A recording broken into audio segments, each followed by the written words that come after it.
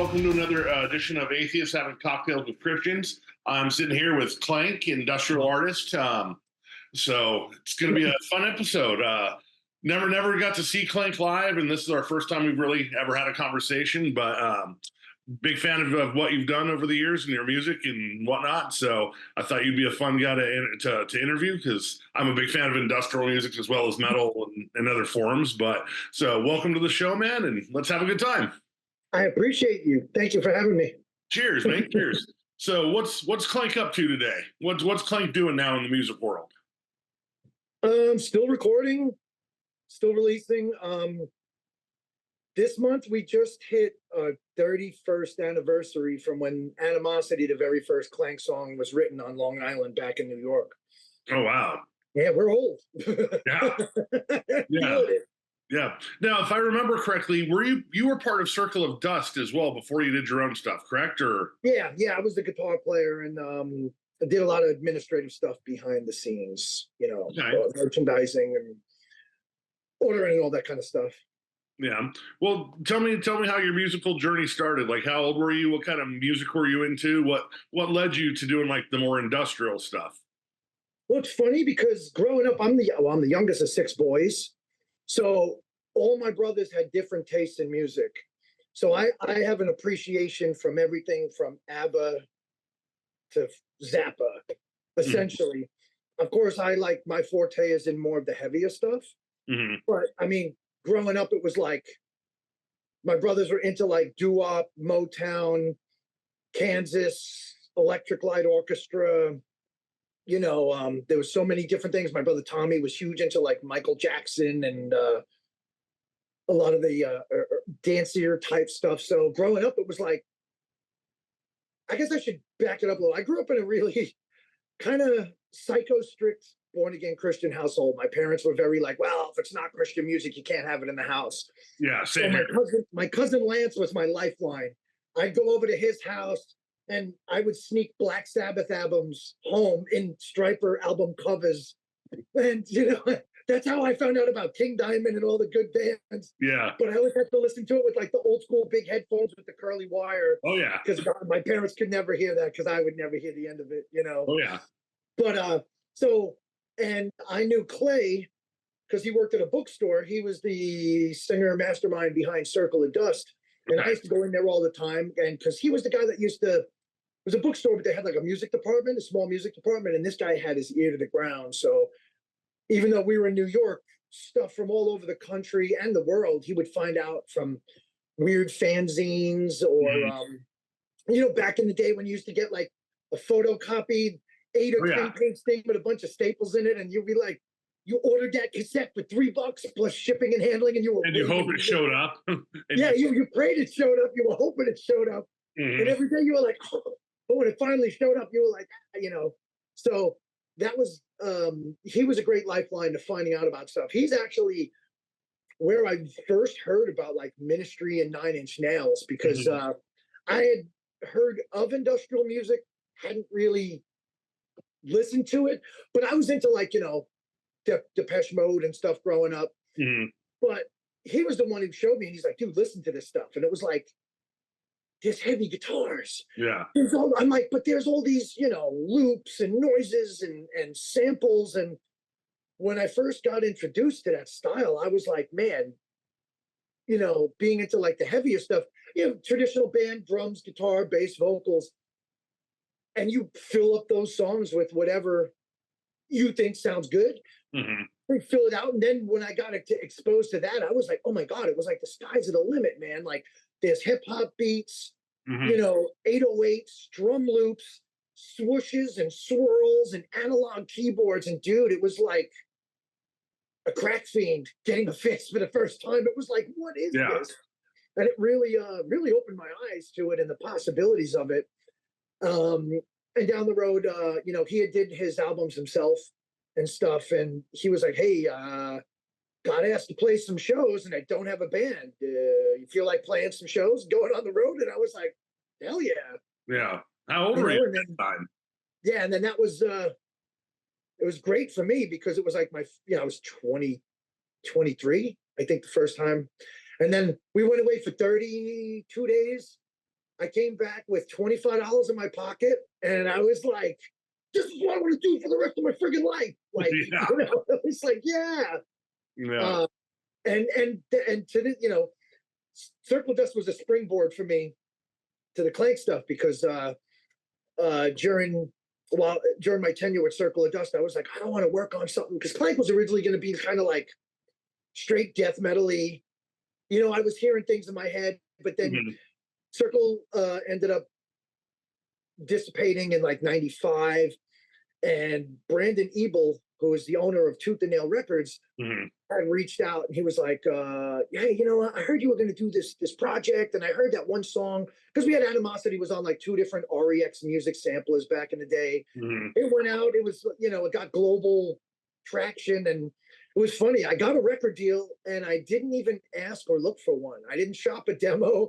They Wow. came to me and said, "Hey, we kind of like what you're doing, and we know Clay's like your buddy, Yeah. your producer guy. So how do you think about signing a Tooth and Nail?" So Well, it's I kind of think that how was it a is. smart move for Brendan because I mean, like at that time with because I grew up in LA, but I mean, I grew up also listening to a ton of the New York hardcore stuff, AF and Madball, and Yeah, 108 and Murphy's Law, and like my band actually, we've gotten to play with Murphy's Law a few times and open for AF nice. and yeah, my old band. I've been playing in quite a few years now. It's been about 8 or 9 years now, but yeah, we played with Sheer Terror. We played with a ton of good New York hardcore bands. Nice. But I You mean, just described any given night at CBGB's in the city. never got to I got to go and check it out after it closed down, just kind of get to stand there over off of Joey Ramone Way, but never Oh got to go yeah. to a show there. So Wow. It was something. Same thing with the Limelight. yeah. So CBGB's was like the small hub, kind of like you could see anybody and you wouldn't even know. I mean, you'd show up and half the time the sound guy would be passed out with a needle in his arm because he was a junkie. Yeah. You'd be like, "Well, I think we need to turn the guitar up a little bit." You just reach over and move the fader up a little bit. But Nice. then, play someplace like the Limelight. Like we were lucky, we got to play CB's once. We played the Limelight. I played Limelight twice with Circle, and once with Klank, or once with Circle and twice with Klank. I don't remember. And literally, hands down, still the best show ever. Because I mean, for Nice. anybody that didn't know, it's giant church that was Yeah. renovated. The sound system was insane. Yeah. I've When been those, to Limelight. I saw Sick of It All there. oh man, They when were those great. when those Uh, kicks and those 808s hit, it was like you felt it in your chest. Your yeah. ribs just vibrated. Yeah, Sick of It All is my favorite New York hardcore band, and I mean, I'd seen them, and out here where I live in Kansas City a couple times, and some other places, but there's nothing like seeing New York hardcore in New York. You know what I mean? Yeah. The energy's different, the passion's different. We saw my buddy from Inhuman open up for him with Bane, and it was just fantastic. And then I worked a few of the Black Super Bowl hardcores shows at Webster Hall that used to be the old Ritz. Oh So wow, yeah, yeah. yeah, I mean, that would have been great back then. I mean, even though I think they're more Brooklyn and whatnot, but like Life of Agony will always be one of my favorite. I was literally just gonna bring them up because we played Y2K. Circle of Dust played at the Roxy on Long Island, opening up for Life of Agony, and that was insane because the place legally held around 900, but there was I think 15 or 1600 people there. People were getting up and walking across the top of the bar to get in the back to get to the bathrooms because you just couldn't get anywhere. Yeah. I mean, it was literally one of the most insane shows we ever played. When they came out, I got my razor around my wrist, so I can't. It was just like wow! It was like one big mosh pit, man. It was crazy. Was that before or after he transitioned? Was he No, still that was before he was still Keith. okay? Um, yeah, and it was really cool. I mean, it was whack too because our green room, dressing room, whatever was just filled with their people. So it was like we went into our own dressing room and it was like you couldn't see anything because there was so much weed fog. And it was like, "Who are you? Who are you? Who are you?" We're like, "Wow, we're with LOA." And it was just kind of funny. It was like, oh, we couldn't even sit in our own room because there was so many people. That's great. That's cool. Yeah, great show though. Great show. Yeah. Well, I mean, like you said, you grew up in a Christian household. Was Klank always your direction to be Christian or just music? Because I mean, I will say the one thing about what I liked about Tooth and Nail was, yeah, there were Christian artists obviously on the label, but it seemed that the music and the integrity and the art came before the message. You know what I mean? That Yeah. if you were, Well, our thing was like, I was always considered myself a Christian, never had any intention to be a Christian artist, and still to this day, never claimed to be. okay, And I know people get weird. They go, "Well, you're a Christian. You're in a band. You're a Christian band." I'm like, no, you can be a Christian in a band. You can have people of all different faiths in a band. It doesn't matter. yeah, I mean, I don't have any problem with that. My thing was more like I had my faith, I had my belief, and I wrote about things that I felt personally, I saw, and things that I saw my family, friends, and other people going through. I was really big on writing kind of like third party, like from the outside looking in. I sometimes I insert myself into a situation that I saw somebody going through, and I'd write about it from that perspective. yeah. But I mean, and, a lot of people say, "Oh, your music, it's just so dark, and it's this and that." I'm like, it is kind of dark because life is dark, but there's Hmm. also hope in it. You don't have to be one of those. Growing up, we used to call them JPMs. I need 25 JPMs. Jesus is Hmm. per minute in a song, and Yeah, I was never a fan of that. I mean, those kind of bands have their place, and whatever, not knocking it, but I was never one of those like beat somebody over the head with a Bible kind of thing. My thing was, I'm gonna live my life and try to live it as best as I could hmm, to the guidelines that I had. And if somebody, I'm willing to talk to people, hey, you want to talk about faith or whatever, that's fine. But don't think I'm going to come out and, preach for 30 minutes or something like that. Cause that was never really my scene. And it wasn't either with Circle of Dust either, which was cool because both Clank and Circle, I don't know if you ever seen any live footage or whatever, it's like when we came out, it was like you had lasers, strobe, hmm, intro. There was no talking in between yeah. songs. It was just all connected by other things. So there was never a chance for that. Well, that's why I Occasionally, brought up. Yeah, that's why I brought up Life of Agony because, like, your first record, "Still Suffering," reminds me a lot of the lyrical content. You know what I mean? Of like what Life of Agony was writing, where it's yeah, just a very personal, you know, memoir of what you see, how you feel, and I've always said, exactly, as a it doesn't matter what faith you have, you're going to go through bad times and rough shit in your life. And, you might be exactly. angry and might be, full of hate and rage and sadness. And sometimes, you just got to get it out in some way. And that's why I brought up Life of Agony. You're lyrically, it reminded me a lot of what Life of Agony was doing. It wasn't That's a just, great that's a great parallel because look, I mean, through your youth, even through your adult life, but through your youth, you go through so much. There's so Mhm. much emotions. I mean, you're just a hormone filled kid trying to figure out life as you go. Navigate. You're pissed off. You're mean. You're happy. You're sad. There's just so much at once, and still suffering at my life at that time was like, like many people, I didn't have the greatest relationship with my father. He was old school Italian, heavy handed, hard ass. You didn't even, you behaved in the house. You didn't even give somebody a side eye. Otherwise, you got belted across the mouth. It was I hear very you. traditional. I grew up in the 70s. So that, Yeah, yeah, yeah. that's I'm how it almost was. 50. My dad was, don't talk back. You get the belt. You know what I mean? That Yeah, yeah, yeah. you You know. don't speak until you spoke until, and even then you watch what you say. Yeah, I'm almost 50, and there's times I'm still like, I feel like that with my dad, where I'm like, oh, I shouldn't say what I want to say, but I'm at this point, I'm like, man, I'm almost 50. I'll say whatever I want now. I know, right? You But know. yeah, so it's like the first song on the album, "Time," was about like my relationship with my father, how it was strained. Other ones like "Downside" was about how I was seeing the world, and it's so crazy how to this day that song is so relevant. Hmm. Like talking about uh the fate of the world, the state of the world, overwhelming peace while racial tension breeds. Wealth Hmm. and poverty both need eyes to see. Even to this day, look, when it comes to race and stuff, there's just so much tension. Our country has been so divided Hmm. for all many factors, not just politics, but just No. in general for years. So it's like you're right about what you see. My songs like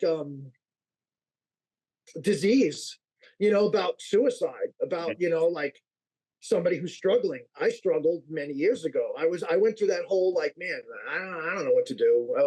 Why the hell am I even here? And it was like you think about making that choice, and the problem too is it's a permanent solution to a temporary issue. Exactly. There's, like everything, there's ebb and flow. There's roller coasters go up and down. You got zig and zag. Sometimes you're in the highest of the highs, and those endorphins are up there, man. And then sometimes you're just in the pit, and it's like you feel like there's no way out, you know. And sometimes people get stuck in that mindset, and to them, that's the only solution. And my songs, almost every album, I think there's only one album that hasn't had a song that dealt with it on it, because I can name like 12 people off the top of my head, friends that committed suicide. We just found out another girl that we grew up with in school. I was talking to one of my friends, and she's like, oh, so-and-so passed away. And I was like, really? So we were trying to figure out why, because nobody said anything on social media. You know, and then come to find out she took her own life. And it was like, damn, dude, like so many people. And I'm like, I'm going to be 54 in August. Like, it's weird how the older you get, you start seeing your friends, family, acquaintances dropping off left and right, usually health related, sometimes, you know, addictions or whatever. But there's such an uptick over the past couple of years of people taking their own life, and it's hardcore. And that's back to still suffering. A lot of that was that mindset as a kid and growing up, and like trying to take what I felt and saw and put it to music. Since day one, we've always told people that the music of Klank is like a page out of a journal or a diary, but set to music. And my thing is, I've always liked, I say it, like bands like Rob Zombie and White Zombie. They're cool. I dig it. And his lyrics are, I don't want to say nonsensical. His thing's more about rhyming and syncopation. Yeah. You know, that's cool. There's a place for it. Yeah. But like for me, it was more like I love stuff that, like, when I listen to things, of course you listen to the beat and the music, but man, I want to get that stirring. Yeah. There's just nothing like hearing a song, and all of a sudden, you know, you're listening to it, you're vibing it, and all of a sudden you start tuning into what the lyrics are saying. Yeah. And it's like a freaking anvil hit you right in the face, and you're just like, you're floored by it. Like, oh my God, this is heavy. And I love stuff like that. There's some artists who have been like, I like some of their music, and then I'll hear one or two songs and they just connect. And it's weird because I was the same kid listening to a lot of these bands where I was getting something out of it, going, man, like I tapped into something here. These guys tapped into it, and I'm picking up the vibe, you know? And all these years later, since like Still Suffering came out and we did our first song, we still get letters from people like, dude, you don't understand. Like, your music was a soundtrack to my adolescence. Yeah. My parents didn't get it. Some of my friends didn't get it, but I got it. And when they say stuff like, it was like you looked in my head with a flashlight and you said all the things that I wanted to say, but I couldn't say, or I didn't know how to say. Yep. And people go, how do you respond to that? And I'm just like, I'm just some schmo that writes music with my best friend. And, you know, we do what sounds right to us and what we think, you know. And at the end of the day, it was like, well, if it resonates with somebody, cool. Yeah. But here it is, all these years later, to still talk to people and say, man, this song did this for me. And for us, the longevity aspect of, like, there's a lot of core listeners that were diehards back in the day. And over the last few years, we've got, I think, 17 releases now, with EPs and remix EPs.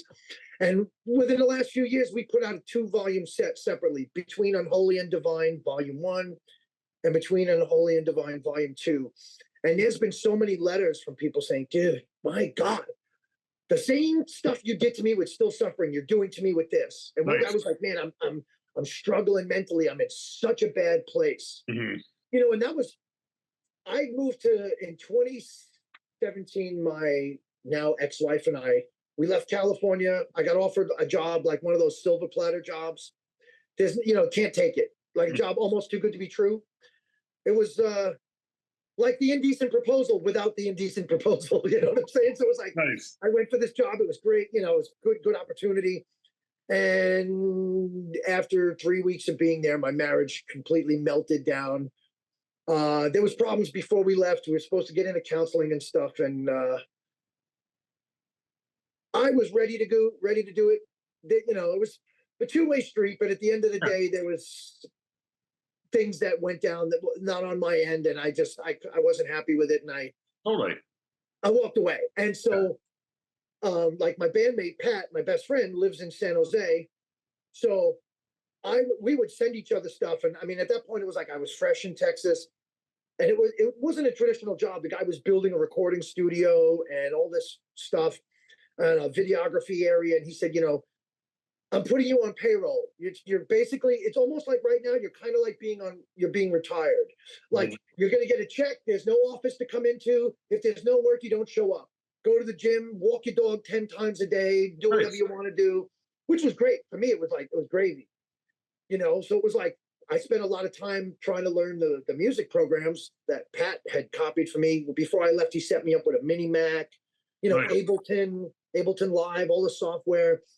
And he figured out, this was years before COVID, he figured out a way so our computers could communicate and he could remote into mine. So when I was first in Texas, he would be at work and he would send me, hey, look, check it out. I came up with this today at lunch, or I came up with this last night. So I would listen to it, throw it in the computer, and I'd say, oh man, I got an idea for some lyrics. And I'd throw some lyrics over it, double, triple.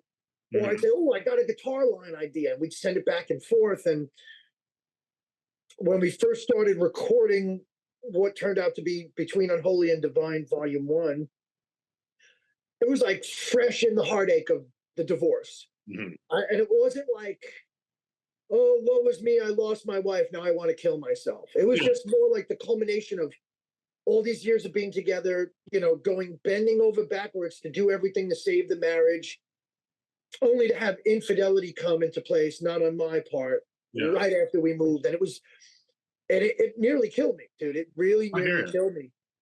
And so I spent a lot of time, I spent months at night, just like in the dark, no radio, no TV, no nothing. And I was like researching the least painless ways to check out. Cause I was just like, what, I'm just done with life.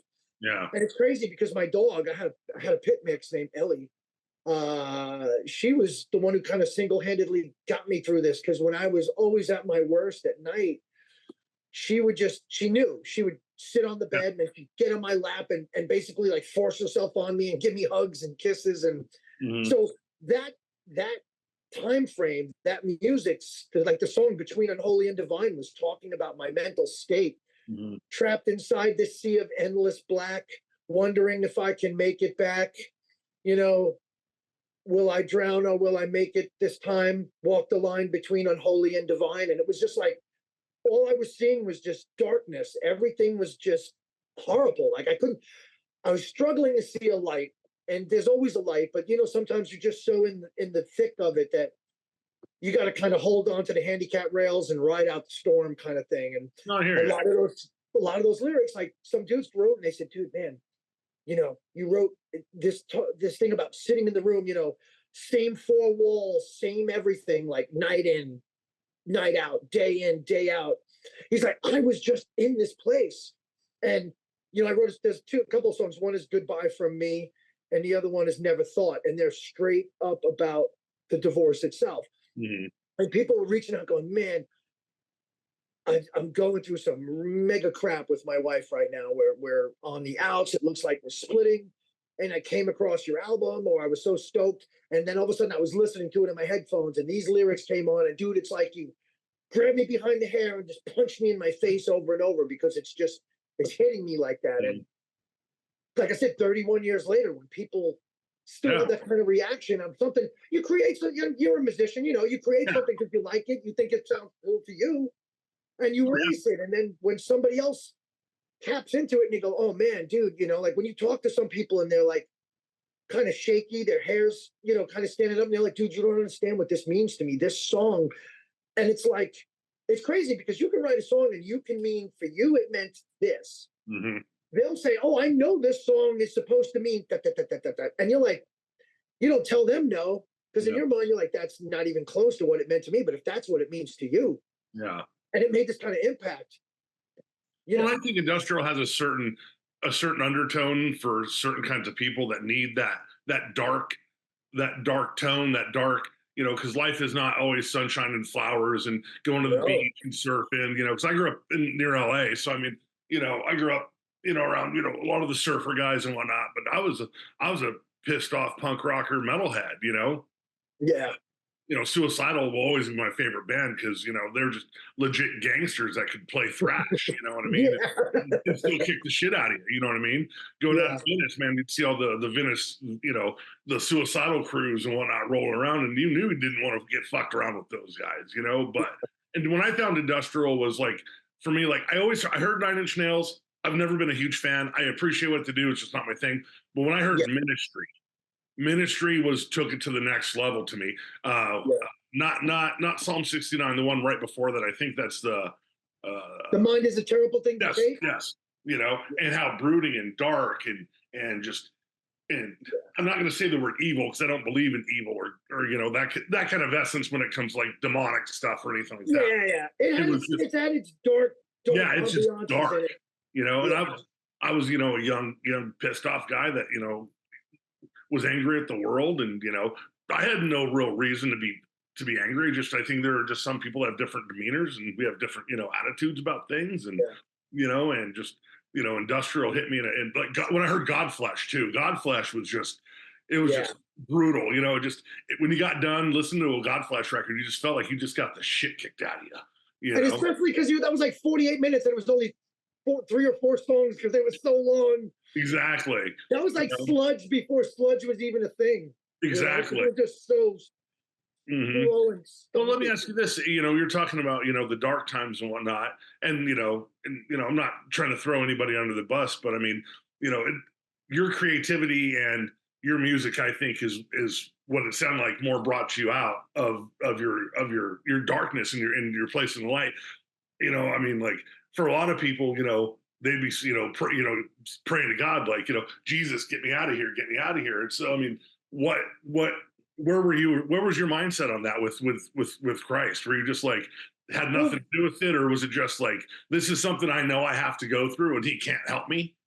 Well, it's weird too because I grew up in the weird thing too is I grew up in the church, and I didn't go voluntarily. It was in this house. We're going to go to the church. We're going to church, whether you like it or not. I grew up in Assembly of God churches, so I mean. Yeah, so did I. In Farmingdale, Assembly of God was right around the corner. Yeah. So I used to go there, and then the Bethpage one there for a while. But it was like, I don't want to say it was going through the motions, but it was more of my parents. Like when you live home, your parents say this is your curfew. You get in by this time, no questions asked. That's how it was. I hear so for me, it was like I kind of got to a point too, like when I was moving out of my parents' house. I wasn't obligated to go to church anymore. I still went for a little bit, but I was more like, well, what do I believe because I actually believe it and not because it's been pre-programmed in like a default setting. And I mean, I tell people all the time, like God and I were not on speaking terms for well over 20 years. Like, with Circle of Dust, we did a lot of Christian shows because we were asked. Same thing with Klank. It was like, all we want to do is play. I don't care. Yeah. It didn't matter if it was a coffee house. If Anton LaVey's Satanic Church was having a cupcake sale, I'll play it. I don't care. You know what I'm saying? We just want to play. So people they want to put you in that box. Yeah. And I get it. But at the same point, like I don't want to say I didn't know where I was in any faith, if I wanted to have any faith. Because a lot of time that I started feeling like, I don't even know if there is a God. I don't, I'm like, and it's so hard this is you. It's so hard to step out of yourself and kind of, like in the movie Ghost, where Patrick Swayze's kind of coming out of the body and looking at himself. It was that kind of thing. Like, you got to try to see from a different perspective. Like, what do I believe? What do I believe and why? And that's yeah, exactly. I mean, I've been down that road. It wasn't just an overnight, like, I don't believe one moment. It was years of doubt and then thinking and reflecting and reading and really many times stepping out of that my body looking at me going, all right, am I doing the right thing? And finally, when I finally just gave in and said, yes, I don't have enough evidence and enough good reason to believe this anymore. So therefore, I'm just going to take that and just put it away from me and just carry on in my journey in life. So I mean, I don't think that if anything that comes real is never going to come easy. It's going to be a challenge. It's going to be trials. It's going to be you might doubt yourself 50,000 times before you get it figured out. Yeah, but you hit the nail on the head though, because anything that's easy, I don't think I don't want to say it's not worthwhile, but I think it's almost like it's not all it's supposed to cracked up to. It's not Yeah. all it's supposed to be cracked up. It's not all it's cracked up to be, because I think if it's too easy, you don't appreciate it, and you don't. Exactly, because and I don't want to say, the only way to figure stuff out is through pain. But growing up in the '70s, hard, strict Italian family household, very heavy-handed. There's like you didn't talk at the table, you didn't make faces. Yeah. So it was like, in that respect, it was like I didn't know what I believed and why, and for the longest time, it was like, it's funny too, because like I used to work at Ringling Brothers, and that's where I met my Really? wife. Yeah, I traveled. I was I was a transportation crew member, and then I became the transportation manager, and then the show welder fabricator. So I basically traveled the United States on the world's largest privately owned coach train, and that's where I ended up meeting my future wife, now / ex-wife. Yeah. She was an exotic animal handler. And it was funny because she was a Satanist. And I always said, I'm going to write a book and be like, so a chapter's going to be, so I married a Satanist. That's so neat. You're like the weird, like I'm not going to say Christian version, but you're just a weird alternate version of like the Jim Rose Freak Show. You know what I mean? Oh, dude, trust me. Yeah. There's stories for days. And like, put this, my wife had a Baphomet tattooed on the back of her neck. And it was weird because we were out one night. We were in some town and some friends said, oh, let's go. Cause you had limited time to go out if you were doing shows. You go out, like meaning working for Ringling. So it was like one night after load in, we went out. I think we were in like Texas or something. Friends said, hey, you guys should come out. We're going to go drinking, blah, blah, blah. So we went to some dive bar, and somebody said, the guy that was performing said something. And he didn't mean to quote a Keith Green lyric. Are you familiar with who Keith Green is? Yeah. He said something almost like, for him who has ears to hear, or something like that. And I turned around and I started quoting Keith Green.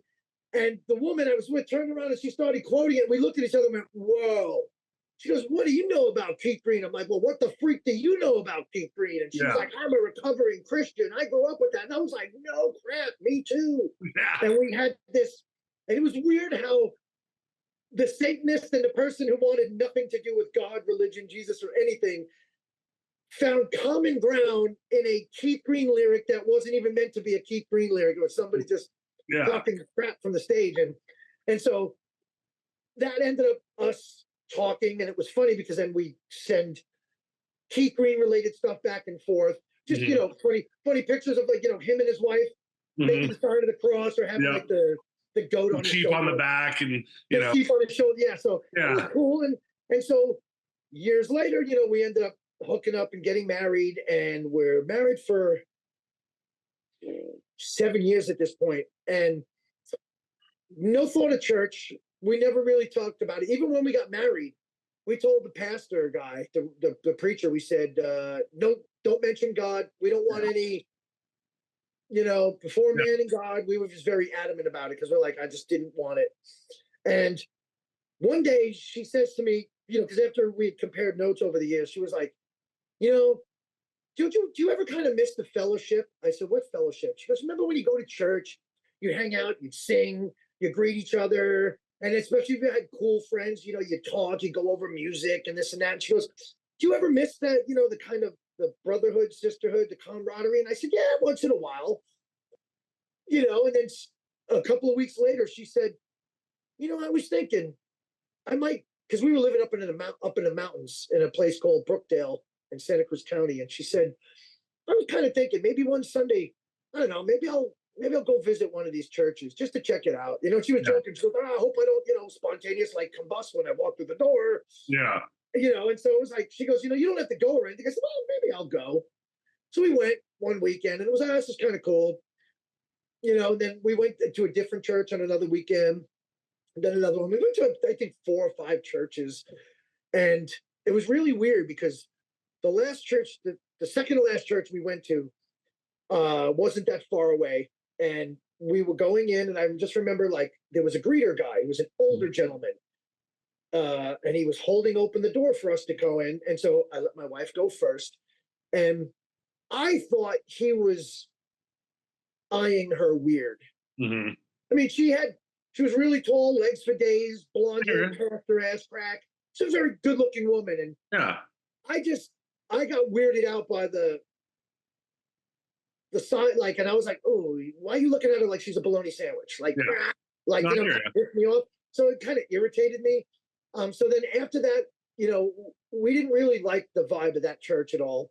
And we almost left in the middle of it. But at the end, she said, you know what? She goes, I really thought it would be cool to check out some churches, but this last one really put a bad taste in my mouth. I said, I know. So it was like, you know what?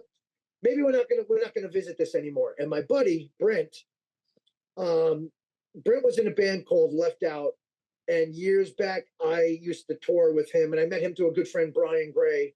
He's in a band called The Blamed. Yeah. Okay. Like, Yeah. With Jim. Yeah. So long story short, um, on Instagram one day, Brent's like, hey, he reaches out to me out of the blue. What's going on, dude? Blah, blah, blah, blah, blah. And I said, man. He goes, how you been? And I said, you know, all right. I said, it's kind of weird, man.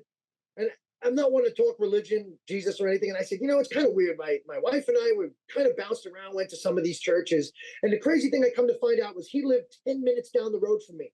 Oh, wow. 5 years, and I didn't even know. You know, so I said to him, I said, man, we checked out these churches. I said, the last one, I go, the greeter guy kind of pissed me off and freaked me out. And so he goes, well, why don't you come to my church? I go, where do you go to church? He goes, in Santa Cruz. He's like, it's about 15 minutes from here. He's like, probably 25 minutes from where you are down the road. He goes, you should really come. He goes, I play bass and guitar. I switch on and off. He goes, it's really laid back. He's like, you know, we have a pastor who's from England. You know, our bass player plays in Birkenstock. Birkenstocks and shorts. And I was like, that sounds very laid back. So I said, right. We said, on a whim, we'll go. So after already saying we're never going to go to another church, I said, all right, honey, let's just go. This is my friend's church, blah, blah, blah, blah, blah, blah. Long story short, walk in the door. The greeters open the door. Good morning. How you doing? I get 1 foot in the door, and Brent's standing through the second set of doors to the sanctuary, right next to the soundboard. And he just looks at me and he goes, Claire! I was like, Brent, I mean, I hadn't seen him at this point in like 20 plus years, you know? Yeah. So big hug. How you doing? And as I turn around, I see his girlfriend from back in the day, which is now his wife, and they have like an 11-year-old kid. And he's like, I'm so glad you came. He introduced me to the pastor, this and that. And we sat, hung out. It was a good service. And afterwards, we chit-chatted. It was so weird because it felt right. Mm-hmm. It felt like, just like being in these other places, I was like, this it feels off. It just doesn't feel right. This place felt really, really good. It felt like home. And it was like, as soon as we walked out the door, you know, they were like, well, you know, hopefully you'll come back. And I said, I'll probably come back, whatever. We set foot out the door, and we weren't even 3 steps out. My wife turns around and looks at me, and I looked at her and I said, this feels like home. We said it to each other. And she goes, yeah, I want to come back. I want to start coming here. I said, oh, yeah, let's do it. And it's just really weird. That kind of rekindled coming back. I wouldn't have even thought about going to church, I don't think, if it wasn't for my ex-wife and her bringing it up that first time. And it's funny because that was 2016. I've been going to that church ever since and still do. Funny thing is, I'm actually employed by the church now because 2016, well, we left 2016, the end of 2016, 16, 17, 18, early 27. Oh my goodness, I'm losing my. We went to Texas for that job. And I was there for a little under 2 years. And then the pastor was still a good friend with him. I was still good friends with him. We would FaceTime. And, you know, he was trying to help counsel me through all this because I was, losing my wife was in such a bad spot. Yeah. And then I was like, man, the job is cool. I'm like, but I don't, Pat, my bandmates, they're all in California. My family's in New York. I'm like, I'm not near anybody. I feel like I don't really have a network. Yeah. Just my coworkers. And they were cool. But it just wasn't the same as having like your friends you've had for like 30 years and stuff in your family. So it was like, the pastor guy said, look, he goes, to premise it, my church owns 2 apartment buildings next door. The church owns it. And this family was the on-site managers, this couple. The pastor was like, look, the couple is stepping down. They're retiring. Legally, we have to have somebody on site, basically on call 24 hours, blah, blah, blah, blah, blah. And he said, I know you really want to come back to California and you don't have the money to do it. This would be how we can make it happen. He goes, if you can kind of set everything up, he goes, I don't mind flying into Texas, flying into Dallas, basically have all your stuff ready to go, pick me up at the airport, and we make our way cross country and you start the new chapter of your life here, which is essentially what ended up happening. So it's like I've been working now since July of 2019, fully employed by the church as the on-site manager here for the apartments, which is why you see I got my panic room camera back there with I saw that. cameras everywhere. Yeah. And the eyes on the ground. So I keep an eye on it. I maintain the properties on everything. I'm the repair guy. If there's anything that's out of my wheelhouse, we have people we call. I just basically a lot of it too is waiting for an emergency. I have stuff that needs to be done, but if someone's locked out, toilet issue, sink issue, they call me, whatever. But and so the weird thing was I started working for the church temporarily before we left. And then once I made the move to Texas, it was like, oh man, I really missed being at the church. I didn't like any of the churches in Texas because it was like, to me, it was like going to an arena. I'm not into the whole, what do they call that? Mega church. The pastor's here, or the service is going on here with the worship team, and all of a sudden some screen comes down with some pastor who's on a different campus, and there's 42,000 people in that guy's church, and I was never really a big fan of that kind of stuff. That was our church when we lived in Colorado Springs. We went to New Life Church where the pastor was Ted Haggard. Okay, and that kind of that was never really my scene. Like my church was like had like 50 people in it, small, cool, and even to this day. Let me ask you this like, real quick about your church experience. All these other ones that you didn't feel connected to, and then the one that you did feel connected to, do you think, maybe those churches, for whatever reason, God's not there, and maybe God's at your church, or just maybe it was more of a comfortability of the people in the set? Because, I mean, if God's omnipotent, and that is his place of worship, then... Yes, but it wasn't so much that God wasn't there. Some of it was just a weird vibe, because like I said, I wasn't 100% sold on going back to church full time. It was like, well, we'll dip our toes in the water a little bit, look around and see. And some of them was like, like when sometimes you meet somebody and you go, man, I just... you click, Yeah, and then the other one is like the hair on the back of your neck goes up and you're like, there's something off with this person. No, I totally. as far away from this person as possible. Sometimes it's I guess the term discernment about it, but I didn't get... The thing too is my wife and I were both completely in unison, same thought. Every place we went, this was kind of cool. I didn't like this. This was kind of cool. But when we came here, it seemed organic. It didn't seem forced. It didn't seem like there's no smoke machine. There's no strobes. There's no craziness. There's a 16-year-old kid that plays drums. My friend, it was in my buddy Brent's son. He was playing guitar. Sometimes he'd play bass. They had a guy that played bass, and someone that played pianos and keyboards. And it was just different. It was just, like I said, it felt home. It felt right. And it was like I sat there and like the pastor was talking, and it was like he didn't preach about money. They didn't take an offering. It was all the things that I hated about church weren't there. Okay. You got to tithe. You got to do this. Not once in all the years I've been going there, he's never preached on tithing. He says, you know what? They don't pass around a plate. When you come in the door, there's a table that's got mints. Please, welcome to our church. Here's a card. This is what we're about. And there's an offering box. He doesn't even mention it. It's, and that's one of the things for me, because people always go, pastors are always just begging for money. Not my pastor. Not once has he ever asked. He's never talked about it. That's one of the first times I've ever heard that, Yeah, and that's okay. And I was like, wow, this is cool, because that was the thing, an article of contention for me. And there was no histrionics, no theater, no craziness. Yeah. That's the one thing that always bothered me about churches, especially, the bigger churches. You're sitting there, and we were a poor family, you know what I mean? So just even dad, giving what he could to the church always just bothered me, because it was like, man, we could use that for rent or this. But then, you see obviously a lot of families in the congregation that are poor and struggling and really can't afford to give that 10 to 20%, but then the pastor is still talking about it while he's riding around in a Bentley, or a Mercedes, and you're like, Yeah. I'm a big proprietor of, I don't think that churches should be tax exempt. I think they should pay their fair share. Yeah. Well, the things you look at some of the big churches, the Olsteins, the TD Jakes, and all this kind of stuff, and I see the excess, and some of it, dude, my pastor drives a 2023 Toyota. I don't even know what it is. I don't think it's a Corolla. I don't even remember. But the only reason he did is because the other car that he had from 1990 something had nearly 300,000 miles on it and crapped out. Like, plain clothes, dude. I'm not opposed to Christians making money. Yeah. That's not my point, When you see that grandiose, flagrant lifestyle. When you're out there and you've got, gold rings and, $2,000 suits and you've got your own helicopter, like I said, our pastor it was one of the last churches I really went to before I started walking away when I was like 14, 15.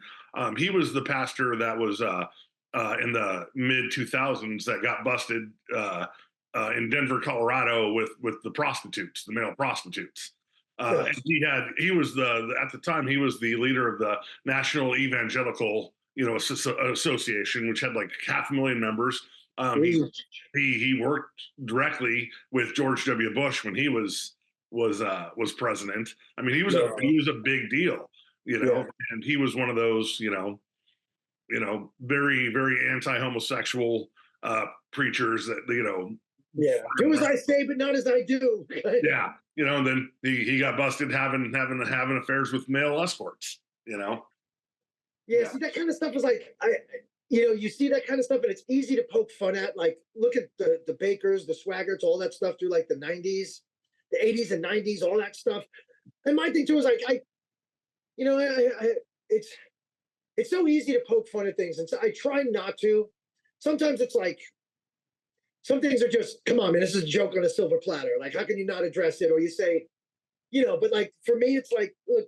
But all the people that they're conning, look at the Benny Hinn's, look at the Pat Robertsons, and look at all the people that are legitimately suffering and scared and are looking for something, someone that they need hope, they need a miracle, and they're pumping this money into it for nothing. For a fraud, for a farce, for a fugazi, you know what I mean? Yeah, well, like you said, being like, not coming from a wealthy family.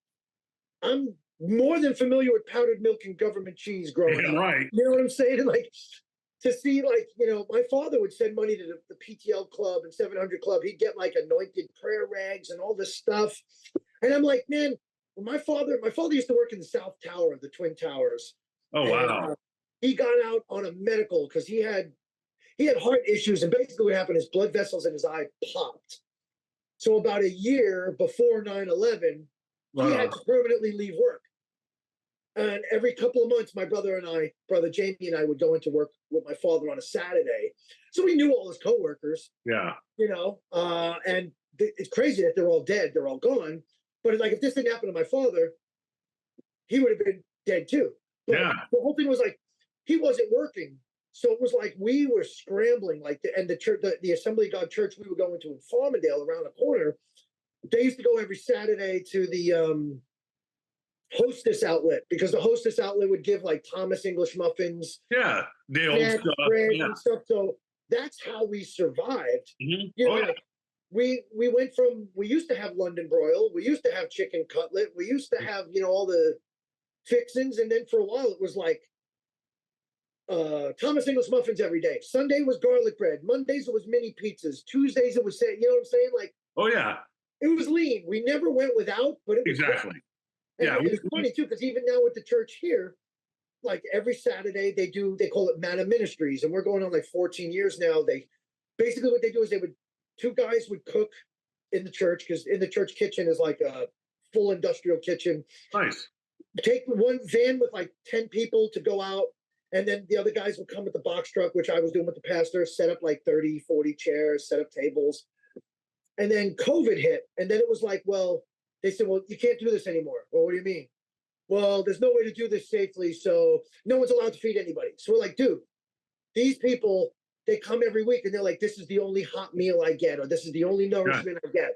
So we didn't skip a beat. What we ended up doing was we ended up getting styrofoam clamshells to make the food in. Sorry, my cat's going a little crazy. No, you're good. You're good. I'm a cat guy. Mine will probably hop up here later and want to be part of the interview like he usually does. So basically what we did was we didn't skip a beat. We didn't lose a day. The pastor and I, we went out and we were like, okay, how can we make this work? We said, well, let's get styrofoam clamshells. Instead of doing it like cafeteria style, we'll prepare everything, package it. Yeah. And then, so then we had like people would come and line up. We'd say, just to be compliant, give you 6 feet before your other guy. They come in, they get the hot food. They move to me 6 feet, 10 feet away. I'm handing them a brown bag. It's got water, utensils, candy bars, granola bars, sparkling water, any kind of stuff. And we stayed doing that. And ever since COVID hit, like we never reverted back to the other way because it's just easier for us. I hear it.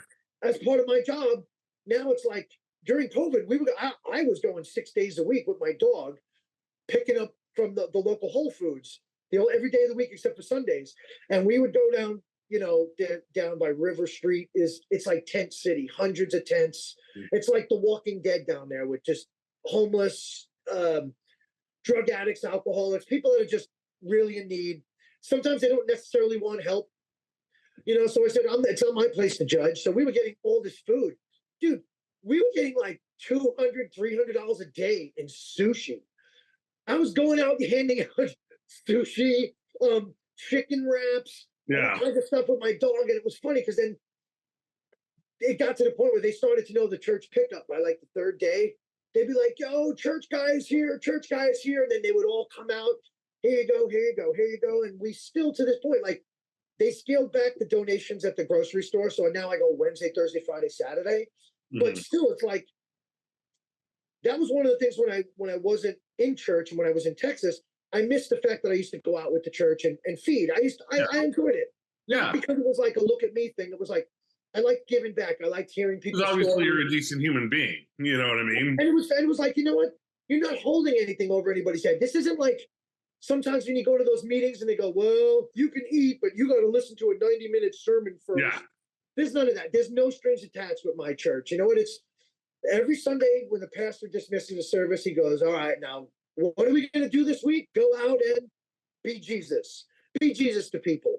Hold the door. Be nice. You don't have to preach. You don't have to do anything like that. So it would be like, you know what? Just be real to people. Talk to them. Some of these guys are like, been there since day one that we feed. And they're like, man, we look forward to this. You guys, you come, you talk with us, you joke with us. Yeah. We have a good time. It's not stuffy. But you're actually treating these people like they're a worthwhile human being, that they're not trash, that they're not that they're worth something. Yeah, and some of the guys are really cool, and I mean, look, sometimes they come and we're like, homie's he's cruising at an altitude of about 38,000 feet right now. Oh yeah. He's got the pupils are going, but even still, I'm not trying to judge nobody. Hey man, you hungry? And then once we hand out the regular food, we go, all right, give us 5 minutes. All the excess stuff we have, which could be like, cakes, slices, pies, strawberry shortcake, whatever stuff we get, we put out, we call it to-goes. Yeah. So we put it out. So, hey, everybody, a lot of times it's grapes, bananas, whatever. Hey, here, add it, take it. And we'll drive around town and we'll be sitting at a light. We'll hear, hey, turn around. And it's one or two of the guys we feed waving at us, what's up, bro? How you doing? Great to see you. Can't wait to see you Saturday. And it's like, because like you said, you're treating them like people. You're not treating them like they're a second-class citizen or they're less than human. Yeah. And it sucks because some of those guys choose to live like that. They'll say, some guys will say, hey, can I have any money? Look, we don't have any money. Like, you're barking up the wrong tree asking me for money. But I'm like, I have extra water. I have this and that. And some of the guys, they go, look, they'll ask, hey, do you know about any social services for this? So the pastor will help them out. Some guys will accept the help. And other guys say, you know what? I don't want to be in a halfway house, or I don't want to be in a shelter because then that means I can't smoke crack. I can't drink. I can't, or I have to be there by a certain time. Totally. I like living in the bush, or I like living in a tent. And hey, you know what? If that's where you're at, that's cool. If Yeah. that's, I'm not going to Yeah. judge you for it. If that's your life journey, man, and that's what you're aspiring to, man, have fun. You know Enjoy what? it. But I always tell them, I say, you know what? But be here, come hell or high water, no matter what you do all week. Be here at this parking lot before 12 every Saturday, and you will get a hot, nourishing meal. Because the two guys that cook, one guy's a roofer, the other guy, he just retired recently. He sells spices. That's what he did for a living. But these guys are like crazy chefs. Nice. Like, and so like the stuff we get during the week, I'll be like, I'll text them, hey guys, this is what we got. We got pork, or we got chicken, or I got tons of veggies. I got this. Yeah. Okay, so then the wheels will be spinning in their head, and then come Saturday morning, they'll say, "Hey, put this aside for me for Saturday," and then they'll come in and they'll already have worked out what they want to do. And it's funny because sometimes it's as simple as raiding the pantry. What do we got? Oh, today we're gonna do like vegan chili, just for the sake of we don't have any meat, so we're gonna go 30 different types of beans or whatever, and it's just really cool. And I've always liked doing that, and I looked forward to it. And it was weird how I joined a beard club called the Bearded Villains when I was in Texas, and I was picking up trash on the side of the road, doing highway cleanup. That was part of my giving back. It was something, but it was cool, but it wasn't the same for me in my heart as feeding the guys on Saturdays, the guys and the girls. So when I came back here, it was like, man, one of the things I was really looking forward to, and I told the pastor, I said, you know what I really missed? He goes, what? I said, feeding everybody on Saturdays when we go out with Manna Ministries. And he's like, really? And I said, yeah. I said, I don't know. I go, picking up trash is cool. It's serving its purpose. But this was more kind of hands-on. You talk to people, put your hand on the shoulder. Hey, man, how you doing this week? You were having a rough week last week. Is this a little better? Yeah. Or sometimes say, oh, somebody stole my clothes. So I'd either have some clothes I bring, or we had a lady that would donate some stuff and say, hey, you said last week you don't have any clothes. I got some sneakers. I got a sweatshirt. If you don't mind a flaming pink sweatshirt, I got this. Or, you said you don't have a coat. Here's a coat. It might be corduroy from the 70s, but it's warm. Yeah. It's like, and these people. But that's just a good human reaction with other humans in a reaction. Well, let me ask you this, and I'm not downplaying what your church does, because I think it's fantastic. You know what I mean? But why does it have to be a religious thing? You know what I mean? Why does it have to be a church that, I mean, there's so many organizations that do it that are non-religious, and I think those are great too. I just think that there's, for me personally, as a skeptic, that when I always see, because what I've seen churches do throughout my life is whenever they're doing something, it's because they either want something from you or they're trying to get you into something. You know what I mean? An ulterior motive. Yeah, always. And I'm not, believe me, man, I am not casting stones on your church or your heart and what you guys are doing. So I think it sounds fantastic. Taking care, I'm the same guy. I might not, do that kind of work, but if I'm out around and I see a guy, sitting, dude, I'll walk up and I know, even if I know he's gonna buy booze with it, man, I'll throw him a $10. You know what I mean? But like, here you go, bro. You know what I mean? I know what it's like to need something, but it always just makes my spidey sense, like when there's a church going, well, we're doing this because it's either we need to reach them for God or convert them for God. You know what I mean? So, like I said, I'm not throwing stones at your church. Yeah, and the problem is that's the case the majority of the times. There's always, like the God church I was in, it was like, well, we're gonna go out with. I was 10 years old. We're gonna go out witnessing. We need to bring 38 souls into the kingdom. Yeah. And I remember being in other churches where like, this is not a numbers game. Yeah. It's not about that, and that's what really drew me to this church here was. They don't give out publications like scripture, Bibles.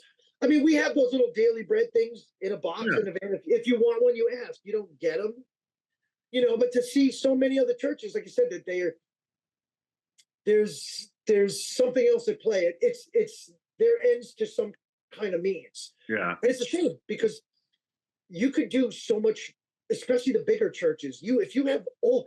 We have like now post-COVID, my church has 25 people, 30 on a good weekend when no one's sick or away. And it's like, we always joke, we say we're the little church that could, because we no money. We have, saying everybody's pretty much older, so like, and if we can make this kind of impact and we have zero budget, can you imagine what some of these other people, Oh yeah.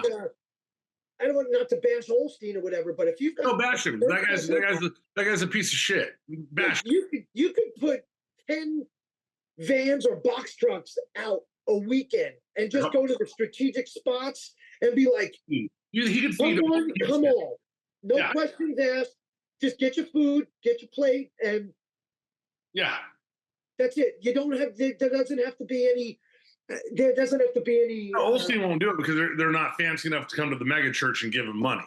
You know what I mean? I mean, but here's the thing. I think Christians need to start calling out other Christians and be like, you're full of shit. You're a charlatan. You're a piece of shit, man. You know what I mean? Like you're not godly. You're not a preacher. You're a P.T. Barnum, man. And I love, my favorite quote from P.T. Barnum was, a fool and his money is soon separated. You know what I mean? Yeah.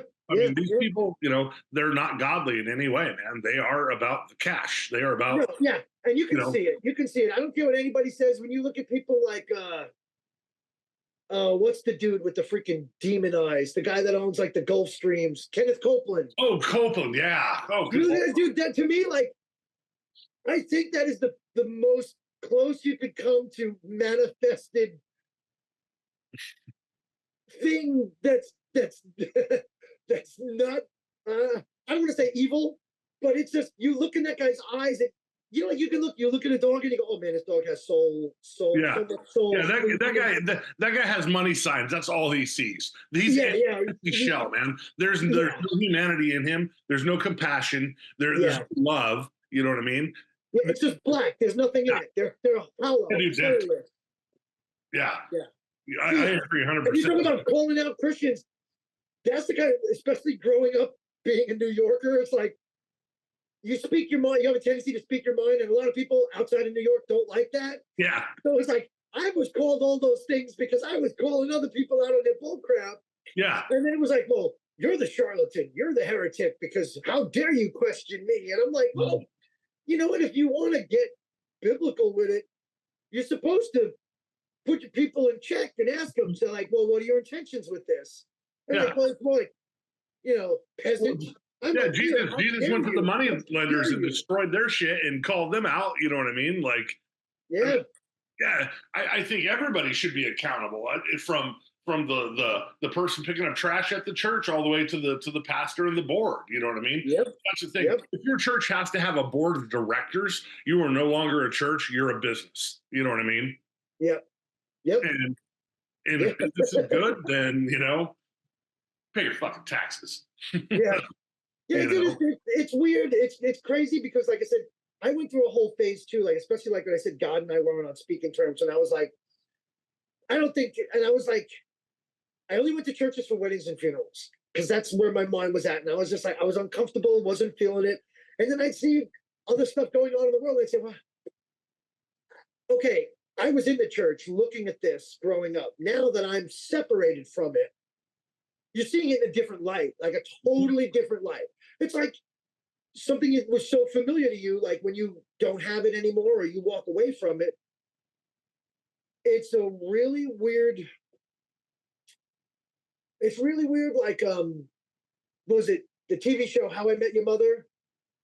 I know I've never watched it, but okay. There's one scene there where one character says to the next, well, it's like that thing you always do. And he goes, what do you mean that thing I always do? And she goes, well, and then so every character's explaining to them, yeah, you do this all the time. It's like your tick or whatever. And then you hear glass breaking, like a sound effect. And then it's one of those, like, now that I see it, I can't unsee it. I can't unknow it. And that's the thing for me. It was like, I kept seeing all these things like, man, I didn't see this in the past? Because I was in the church and I was absorbed by whatever else. And then when I left, I saw all these other things. I saw it in a completely different light. And that's why I said after visiting all these other churches and bouncing back and forth, it was like, all right, we're going to go to my friend's church and this is it. If this doesn't work, then, and I don't want to say this doesn't work, but if this doesn't feel right, or, because at that point I was already hesitant and so was my wife. And it was just kind of like, I already was like setting myself up for, well, I know what the last couple of churches were like, and this is, well, why should it be any different? If 10 Well, churches were crappy yeah. for whatever reason, and then to walk in and have the experience I did and walk out and be like, man, this was like, it was like having a refreshing drink on a hot day, like a cold drink on a hot summer day. It was like, it was different. And since then it was like, you know, in a different light. Now it's like I can also separate the bull crap that I saw. And in the past, it was like you kind of have blinders on, or you accept this and you accept that. But now it's like I have my faith. I believe what I believe. But I'm also old enough now where if I see something I don't like, I'm going to call you out on it. And especially if you're going around telling people you're a Christian and you're doing, and it's like I'm not going to say like cursing or something because everybody has issues. I'm from New York, dude. Like I said, my finger likes to go up and I drop F bombs. I try not to. I really try to keep it in check. But when people are doing things that they shouldn't, or, if you get the saying, if you're going to walk the walk, if you're going to talk the talk, then you better walk the walk. Mm-hmm. Well, let me ask you straight up then. I mean, what is your belief system now? I mean, what do you I consider myself a Christian. I believe in Jesus. I believe that he died for my sins. Okay. I pray.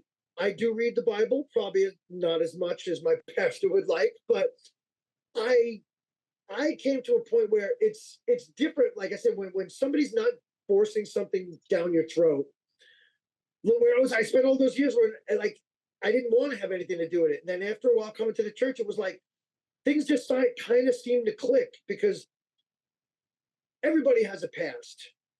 I was heavily involved in drugs for a while. I was with people that I had no business being around, and their influence really took a toll on me, my life, because your circle will affect you.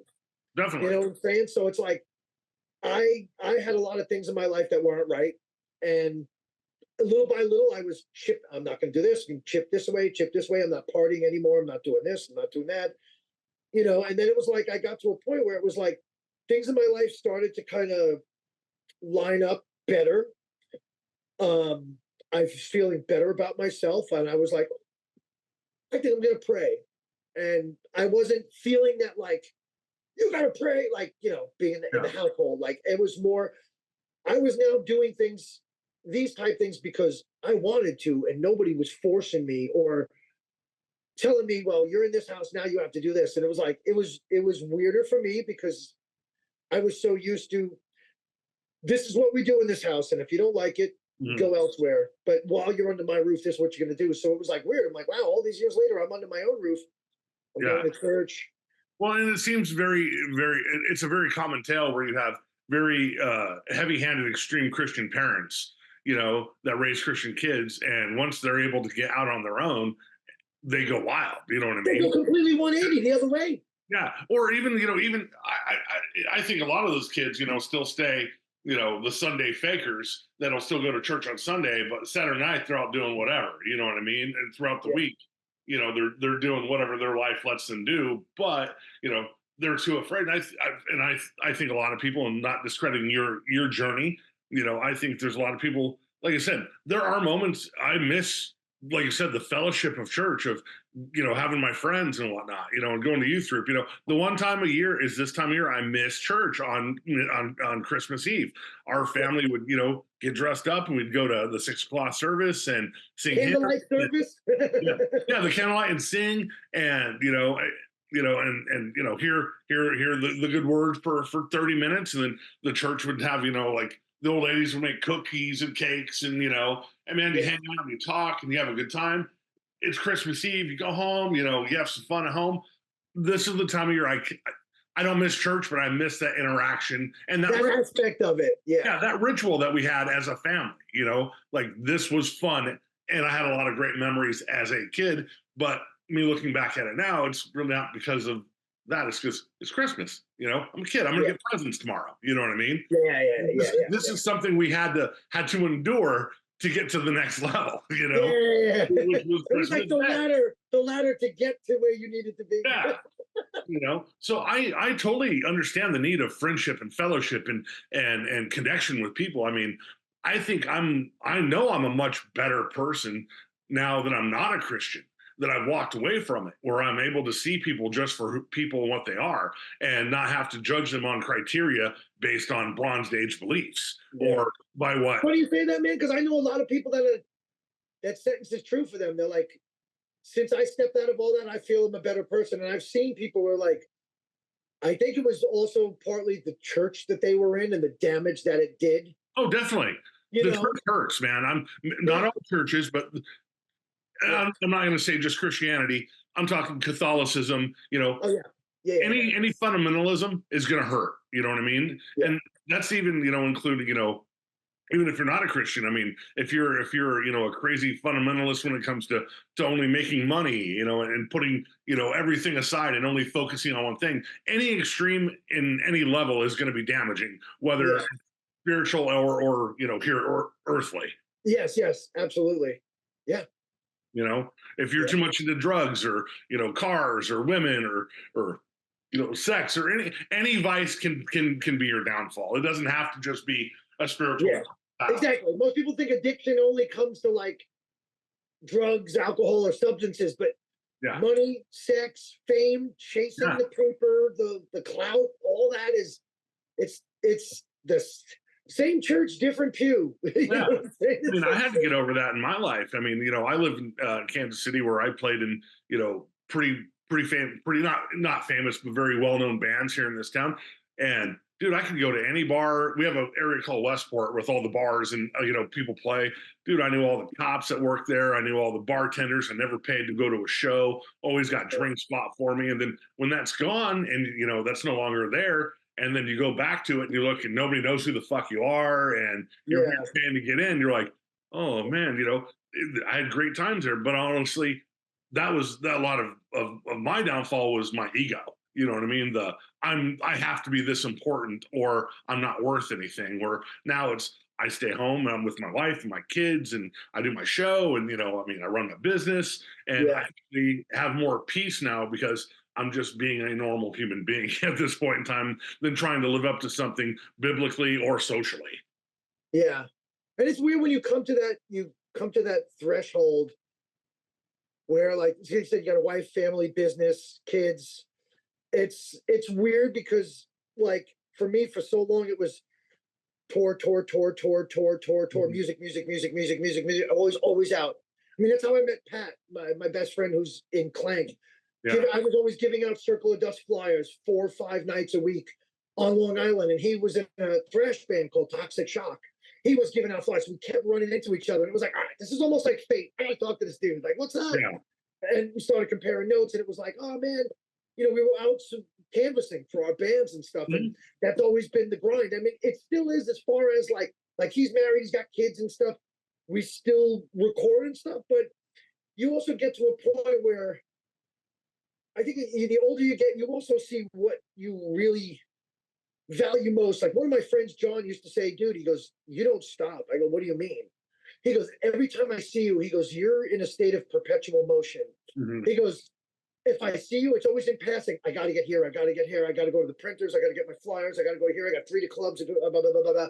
And it was like, there's nothing wrong with that because you're pushing towards a goal of getting the band name and stuff out there. But then here we are now. Dude, I don't want to say I never leave my house, but I go to Pat's 30 miles away when we record on Fridays and Saturdays, unless we do a remote recording. My church is 50 feet across the parking lot, so I don't have a commute.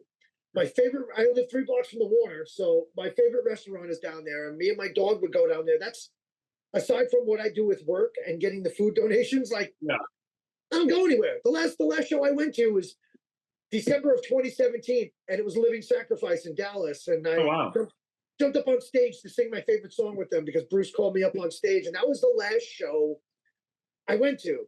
And it's funny because now, like, people will go, oh, you should come and visit. I would doing a show. And I go, where do you live? I'm only 4 hours away. I'm like, bro, I won't go across town to see a band. And you want me to drive 4 hours? Like, I hear you. It probably makes me sound like a prick by saying that, but it's like, it's weird. My divorce and everything I had way before COVID brought me to this thing where it's bittersweet because I was always like, I want to go out, shake hands, be the social butterfly. my ex-wife used to say, well, you're a Leo. That's you. You just always got to be out doing this. I'm a Leo too. Yeah. And I'm like, okay. And when's your birthday? August 11th. August 2nd. Yeah. So it's like, so for me, it's like, it's the flip side now where it's like, I always tell people, I was avoiding people way before COVID made it fashionable. And they go, well, that's nothing to brag about. They're like a hermit. And I go, you know what? I go, you cross the threshold and you see your priorities change. I said, most of my friends and people I grew up with, they're dead, they're dying, they're sickly. I'm like, or we don't live in the same area and we don't see each other. Yeah. And social media is great to stay in touch, but it's also in itself is a toxic sewer of whatever. And that's, so at some point too, it's like, it's great to keep up with people, but some days I'm like, I'll post funny stuff about my dog, my cat, this cool memory, or, or something I find funny. But then after that, it's like, I don't talk religion. I don't talk politics. It's not worth it, and like, I've seen, when I do go out, it's few and far between. And I appreciate things differently now. Like, I appreciate coming home and having peace and quiet. After work, I take a shower, I, make my steak, pour myself a Jameson. Yeah, right.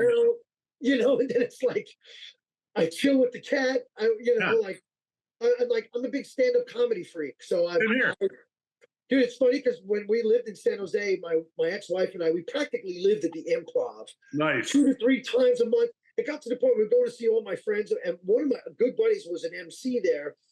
So we started going, and one night we saw this comedian. His name was Dov Davidoff. Funny guy, originally from New York, and we hung out, and afterwards, we kind of went, and it's kind of funny to say, we brought a joint with us because I was like, because at the time I was working on a cannabis farm, and my wife was the bakery manager for the dispensary. I'm going to say this to all the Christians out there that are going to be judgy right now. Like, weed is from the earth, man. It's medicine. God made it for you guys. Enjoy it. There's nothing wrong with weed. Come on. Yeah. And then this is all you Christians that are watching Sunday football, sucking down a shit ton of Budweisers. You know what I mean? Come on. Let's have a full perspective here. Come on. And the funny thing about that too is, like, this was also still at that time where I wasn't going to church or whatever, but I was always like, you know what, dude, I smoked weed every day for like 30 plus years. Yeah. I never had a problem with it, whatever. But like, so we went to the club, hung out, we talked to him afterwards. I said, hey man, do you want to hang out and smoke a joint? They said, oh yeah, I'll hang out. So after everybody left, we went across the street, smoked a joint. And then as we were walking back, the owner of the Improv goes, do you guys want to go to dinner? So Dov goes, yeah. And he goes, do you guys want to go too? You're with Dov? We're like, yeah. So we went, we hung out. And it was funny, this guy who owns 15 improvs across the country, and the opener and the other person and the business manager were all just sitting there having drinks, eating. And at the end of the night, I go to pull up my credit card, and the guy goes, he goes, I got it. I was like, all right, cool. And it was like, it was funny, and it was cool because it was like I said, I'm a stand-up junkie. I fall asleep to stand up every night just because I like to laugh. I want to have a smile on my face. I want something to take me out of all the humdrum and the bah. And I'm with you. Me and my wife love stand up. We've seen, oh man, the last one we went and saw. We were in Vegas last year, and we went and saw John Lovitz at the. Nice.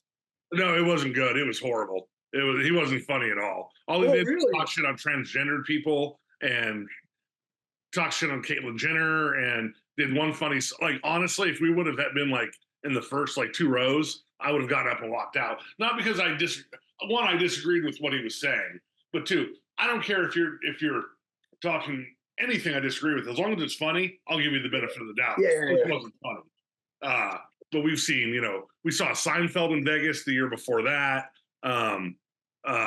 Dice Clay, Tom Segura, Bill Burr is one of my favorites. Oh, dude, same here. Yeah, dude, same here.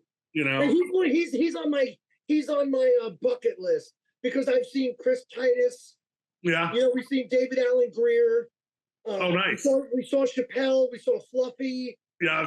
I'd love to see Fluffy. I like him because he's just a nice dude. You know what I mean? Yeah. And he's got a new special that's coming out, I want to say right after Christmas or right after New Year's. Nice. The brand new special coming out. But it's funny though, because it was like, dude, it's funny. Every Monday, it's like I watch the Kill Tony podcast. I mean, that's what I got paused in the background now. It's like Nice. I come home from work, I'm like, I want to laugh. Yeah. I want to be entertained. It's like, to me, it was like, it's just something to where I've always loved it, but I have like 5 different streaming services, and I watch maybe 3 or 4 shows. Those shows I do watch religiously, but when they're Yeah. over, like there's no Tulsa King now. I'm waiting. There's no I know. Yellowstone. So I got a couple other shows I watch, but otherwise, most of the stuff, if you look at my algorithm, like you said, it's all Tom Segura, Bert, Yep. Big J Okerson, Yep. Neil Brennan, and that's the stuff. And like when the few times somebody might come to visit, they'll be like my buddy Jake and stuff will come and sit on the couch, pour some Jameson and stuff, and he'll be like, "So which are we watching tonight? Is it Bill? Is it this?" And I'm like, "Oh man." And he goes, I know you really, you're kind of stuck on some of that. So I'll be like, but there's 2 new stand-ups you didn't see that came out. So it's like, Yep. cool, Yeah, I've got to see. We saw Bill Burr twice. He's been great. Saw Segura once. Saw Chappelle. Saw Seinfeld. Seen Dice Clay 2 or 3 times. One of my favorites though was when we went to the Penn and Teller show in Vegas. Man, like that was just mind blowing. Not only was it hilarious, but just their magic is just top notch. You know what I mean? That's awesome. Yeah. If you're ever in Vegas, man, spend the money. Go see Penn and Teller. But I do. I haven't. Well, I haven't been there in a long time. The last time I was there was with Ringling Brothers. That was when John Entwistle, the bass player of the Who, died of a drug overdose in the hotel across the street from us. Oh wow. Yeah, and what was crazy too, because that was one of those, like, I had been up for I think 7 or 8 days at that point. Ooh. I had a raging party at a hotel room. There was all kinds of substances that shouldn't have been there. I hear Everybody you. was up for days, and then when we came out and saw all the police the next day, we were like, everybody went running back in, and it was just like, dude. Let's see here, guys. We're going back in. Yeah, that's why it's funny. Like my brother John always says, he goes, "Man, before you die, you got to write a book." He goes, You should. He goes, "No one's going to believe any of this stuff." And I'm like, "Yeah, but it's all true." Yeah, I'll tell you a funny weed story with me in Motorhead. And I'm not a weed smoker, never have been. I'm not against it. I just don't like the way it makes me feel. Well, I have a friend here in Kansas City who's from New York. He's part of the DMS crew, and so, dude, I've got to meet so many, like Vinny Stigma ended up becoming a good friend of mine. Same with Jimmy from Murphy's Law, just because of through this guy. So he calls me up and he's like, "Hey, what are you doing?" I'm at work. He's like, "Hey, his friend Warren is he's the road manager for Slayer. Well, they're in town. They're playing with Slayer and Motorhead." He's like, "Let's go meet with Warren and have a beer." I'm like, "Cool." So I go pick up my buddy and we go down to where they're playing, and we're on Motorhead's bus, and they're in the little tiny back room that sits like 5 people on back there. And I've had probably a few drinks, and so they had just brought a bunch of Colorado weed, and everybody's in the back just hot boxing blunts. 10 minutes, I'm like, I got to get some air, dude. I don't feel good. I was feeling nauseous and like, Yeah. I'm not a smoker. Well, my tattoo shop was called King City Tattoo. I had this shirt that the Motorhead logo that said King City Tattoo, like the Motorhead font. Mm-hmm. Motorhead's one of my favorite bands. And I'm walking out of the bus and Lemmy comes on. And I'm standing face to face with Lemmy. And he's reaching up to grab something out of his bunk. And he just kind of looks at me and he goes, "I like your shirt." I go, "Oh, I was so high and drunk. I was like, I like Motorhead." That's all I can say. And he's like, "All right," and just leaves. And I'm like, because I'm thinking, man, he's going to see my shirt. He's going to sue me, for likenesses or whatever. So I get off the bus, I get some fresh air in me, and I call my wife, and I'm like, "I just met Lemmy," and she's like, "How'd it go?" I'm like, "Horrible." I said the dumbest shit I've ever said in my life to Lemmy. And she goes, "Well, what do you?" I go. She goes, "Well, what are you doing?" I'm like, "Well, I'm going to drop off my friend, and then I'm getting Taco Bell, and I'm going to come home. So I'll be home in like an hour, So never been a big weed guy. I'm not against it, but I just can't do it. But weed made me say the dumbest shit to Lemmy in my life, and now he's dead, and I'll never get to fix it. Yeah, I know. As you think back at some of that stuff, and you go, "Oh man, of all the times to have nothing to say," I'd be like, If I'd have been sober, or at least not that messed up, I'd have been like, "Oh my God, Lemmy, fucking let me, but I was just so high. I couldn't think. I was just like dead headspace, just, and I didn't even want to be high, so I'm going to grab a beer though. Hang on one second. Good call. Yes. I was just sitting there saying, man, I'm at the end of my drink. I could really top it off. And I was like, I don't want to stop the conversation. Oh, no. So let me ask you this, man. During the Tooth and Nail years, like I said earlier, I mean, I think Brandon was brilliant for what he did. 'Cause, I mean, growing up in Southern California, it's always funny because I have people ask me, they're like, even though you weren't a Christian, you know so much about all these bands. Well, yeah, I grew up in Southern California. It was everywhere. And I also had still a bunch of Christian friends. Yeah. So I'd hang on my buddy Troy, and he'd be like, "Man, he introduced me to Focused and Unashamed, and some of the more legit hardcore bands, Stretch Armstrong, Noah's and Victim, and then another friend of mine would throw me on. He'd be like, "Dude, you got to hear of this little young MXPX." Like, I don't know, just so. I mean, I always had a lot of friends that still were Christians and would still check out the music, even if I don't agree with it. Like I've said a million times, I love Deicide. I don't believe in the devil. You know what I mean? So good tunes are good tunes for me. But what was the feeling of the collective of Tooth and Nail back then? Because you had so many different, genres. You had artsy music and punk rock and hardcore and industrial and then, well, I always refer to that 90s time. It was a golden age of music for me, especially electronic based music. And it was weird because REX, Circle of Dust's first label, that was also the same label that 6 Feet Deep was on. Oh, and Believer was on them too. Believer, yeah. Girly. But wait, wasn't White Cross on REX too? Was what? White Cross? Well, yes. What was that? Pure Metal? No, I think the first one was on REX. I think they were on REX. I think they were on REX and then went to Pure Metal. Yeah, I was like White Cross, even though like they were cheesy, but they were good. But anyway, sorry.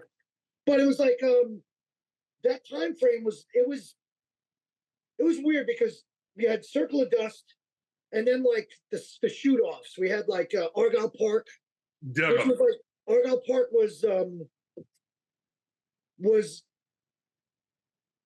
Clay from Circle of Dust and Buka, who a good friend Chris, who worked at MTV. He was an intern, then he became a producer, and him and Clay were doing this side project. So I did some guest vocals. Joel from what was her first Misguided? Great record. Misguided. Yeah, I did a duet with Mark Solomon on Head Screw. Yeah, that's my favorite track on that. Great, and then great on record. The second one was called AP2, Silhouette, still Suspension of Disbelief. And the song was called Silhouette of Rage, and that's the one I did all the vocals on myself. And it was just cool because at that point it was like, and then Klank was coming. So it was kind of like we had this kind of niche East Coast electric thing. And then it was funny because now I'm on tour on the West Coast at like Tom Fest and stuff. And I'm meeting like, Focus guys, MXPX, all these other dudes. And like, we played with, oh my God. Oh man. I'm having total brain fart right now because there was so many bands at that time, especially playing a festival. And it was so weird because you had Joy Electric, which was synth pop, Moogs and stuff. And then you had like, the more really noise crusty punk rock and the more polished hardcore and all this stuff. And it was a great time because it was I always say it was innocent because Tooth and Nail, like when REX went under, Tooth and Nail was filling a void at a time where people just, I need another fix of music. I need something better. Give me something else. Give me something else. And Tooth and Nail was spitting out crap left and right. And I don't mean crap, but you know what I'm saying? Like content, like this album, Wish for Eden, this for that, Focus, 6 Feet Tall. All this stuff just started coming out. NIV was the band I was thinking of. NIV? Oh, no. NIV. Yeah. Notice and Victim, great band. Yeah. And so it was like, and this all kind of stuff. And it was like, it was an innocent time. It was like, there was no egos. You'd be hanging out in the merch tent like I'm, jokingly kissing the guys from Living Sacrifice on the cheek or on the lips, and everybody's just being cool, and it's Yeah. not like, oh well, you're from the East Coast, or you're from this, or oh well, you don't play the music. There was none of that snobbery, that Yeah. stuck up in this. What do they call it? Gatekeepers now? Yeah. I don't know. So there was none of that kind of stuff. It was more everybody. I can only just keep saying it was an honest time, because But you it's didn't. also Brennan was smart where when he did shows, there'd be a Clank and a Starflyer 59, then an MXPX and an OC Supertones, where you weren't like you know for Metallica for trying to take the same Yes. spot. You know what I mean? Like Yeah. there was so much diverse in the catalog where you could have something that maybe the gothy guys would sit back and love Starflyer, and then Yeah. Yep. maybe the industrial kids would come on. Then the kids that wanted a hardcore dance would get down to Focused. You know what I mean? Yep. And everybody would watch MXPX. You know what I mean? So The best part about that, and Brandon was brilliant with that, because, like you said, it wasn't just the same type bill; it was a mishmash. So you had fans of each band, yeah, but you also had fans of the label, people that were loyal to the label, that were like, this might not be exactly my forte, but I'm going to buy it anyway. totally. Because I've got the Dickies with the Yeah. tooth and nail logo. I got the shirt. I got the hat. I got the Yep. sun visor. I got the beanie. I got the Yep. freaking, Olivia Newton-John, Let's Get Physical headband with the tooth and nail logo. Yep. Like, He was a brilliant businessman and marketer. He was. dude, seriously, yeah. And then, but see, look, and the proof is in the pudding. Like when he reached out, he was just like, when I was like, I'm. It's weird you want to sign me. No, man, because you gotta understand, you already have people know who you are from Circle of Dust. So from a business standpoint, you have a band like Circle of Dust that was selling really good units in the secular market. Mhm. Why would you not use that as a springboard? Yeah. You know what I'm saying? Like you can almost guarantee X amount of sales. You go, hey, man, Klank from Circle of Dust, blah, blah, blah, blah, blah. And at this point, too, was like, I was already friends with so many people. When Circle of Dust ended, we were on the same label with 6 Feet Deep from Elyria, Ohio. Great band. Good hardcore band. Great band and great guys. And I was really tight with Tom. Tom, the drummer, Wolfield, was like, hey, bro, our guitar player has, he's not going to be able to do these 3 tours for us. He's got prior commitments. Some things came up. Would you be interested in coming out? And I was like 3 months earlier, Circle of Dust ended. And I was like, I'm kind of dead in the water. I'm not really sure what I'm doing. I was kind of like a fish flopping around. And I said, yeah, I'll learn the songs. I mean, I knew them all. And it was funny because then all of a sudden I'm like, I'm going to shows with them. And those people are like, dude, what are you doing with 6? Yeah. And I was like, oh, I'm playing guitar. They're like, shut up. I saw Circle play here or there. And so for the fans and the kids, it was cool because, well, first of all, we were on the same label. So we were all friends, we're all chums. And then they come in as you finish up sound check or whatever, and they'd see you and they go, didn't I just see you 6 months ago at this other place? Like, yeah.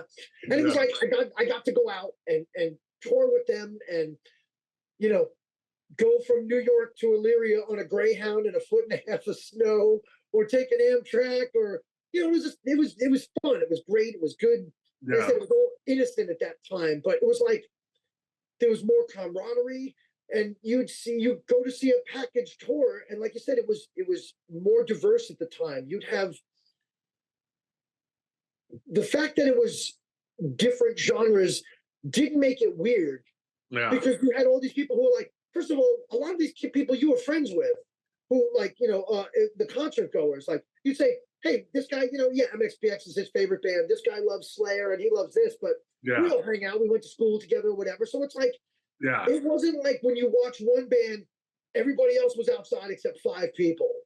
There was that mutual respect. Yeah. Everybody was there. They were hanging out. And then afterwards, it was like, every night was like the most insane hang. You're taking pictures with 30, 40, 50 people at the merch booth. Nice. Like now these days you look at like concert photos, they take a photo at the end of the stage like this in front of everybody. But that was every night with the crowd before that was a thing, Now, were you in Circle of Dust when you guys did that cover of the Steve Taylor song? Am I in sync? Yes. Yes. Oh, And then we played in Nashville at the 328 Club for the Steve Taylor Appreciation Night. So oh, a did bunch you? of the artists, yeah, we played that live that night, and it was kind of cool because that was the first time I met Steve Taylor. I'm like, man, this guy's freaking tall. Yeah, yeah. I just interviewed him about a month and a half ago, and he was a great guy to interview. Yeah, yeah, yeah. That was a lot of fun, man. That's crazy. Yeah, yeah. Steve, growing up, Steve Taylor was like, other than like the metal, Steve Taylor was my favorite. Uh, anti. Like I always thought of Steve as like, yeah, he's a Christian, but like, I don't know, he's just saying something different. You know what I mean? So always dug Steve's music. But yeah, it was great. I got to interview him Yeah. about 2 months ago. So he was like, I don't want to say the anti-hero, but yeah. But he wasn't the status quo of like a Petra or a Carmen, yes, or the Newsboys or White Heart or anything like that. yeah, It seemed to be like the alternative to when the alternative wasn't even alternative yet. it's funny thing is because that's what I liked about Keith Green too, because Keith Green, he was straight up, he was no bullcrap with Yeah. his message, but he was funny, he was very tongue-in-cheek, he had a great sense of humor. But if he saw something he didn't like, he'd call it out. And his stuff was like, and it's always funny because this was what my wife and what part of what we connected on that was I said, when I was the furthest away from God, Christianity, all that for all those years, I couldn't listen to any of that stuff. I couldn't listen to Stryper. I couldn't listen to, to me, it was just tainted. It was weird. I didn't like it. But Keith Green and Believer were the only two things where it came through that whole time unscathed, unbiased. Because Keith Green, I love the fact that he always, to me, it was like, man, when I hear this guy speak or I hear him sing, there's conviction and truth, in his mind. Dude, yes, exactly. There was no there's no media plan or like.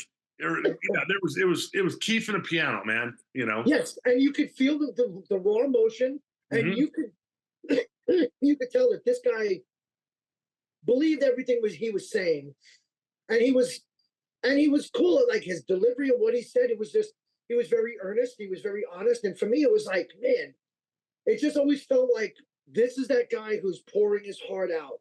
Like when you even on the recorded stuff is one thing, but even when you hear him on some of the live stuff, and I'm not a big fan of like live albums and stuff, but a couple of songs here and there was like, damn, this guy's gonna bring me to tears because he's just that's stirring emotionally. And with Believer, which I will say, Believer is one of the most underrated Christian metal bands of all time.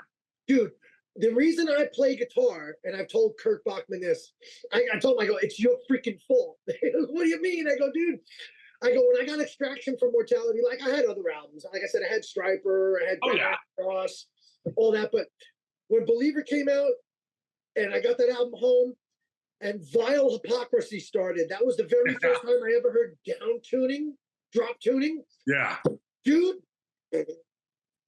I was just like, like, it's like, oh my God, I'm like, what the hell am I listening to? Because I was like, this guy, first of all, this guy's rhythms and his picking.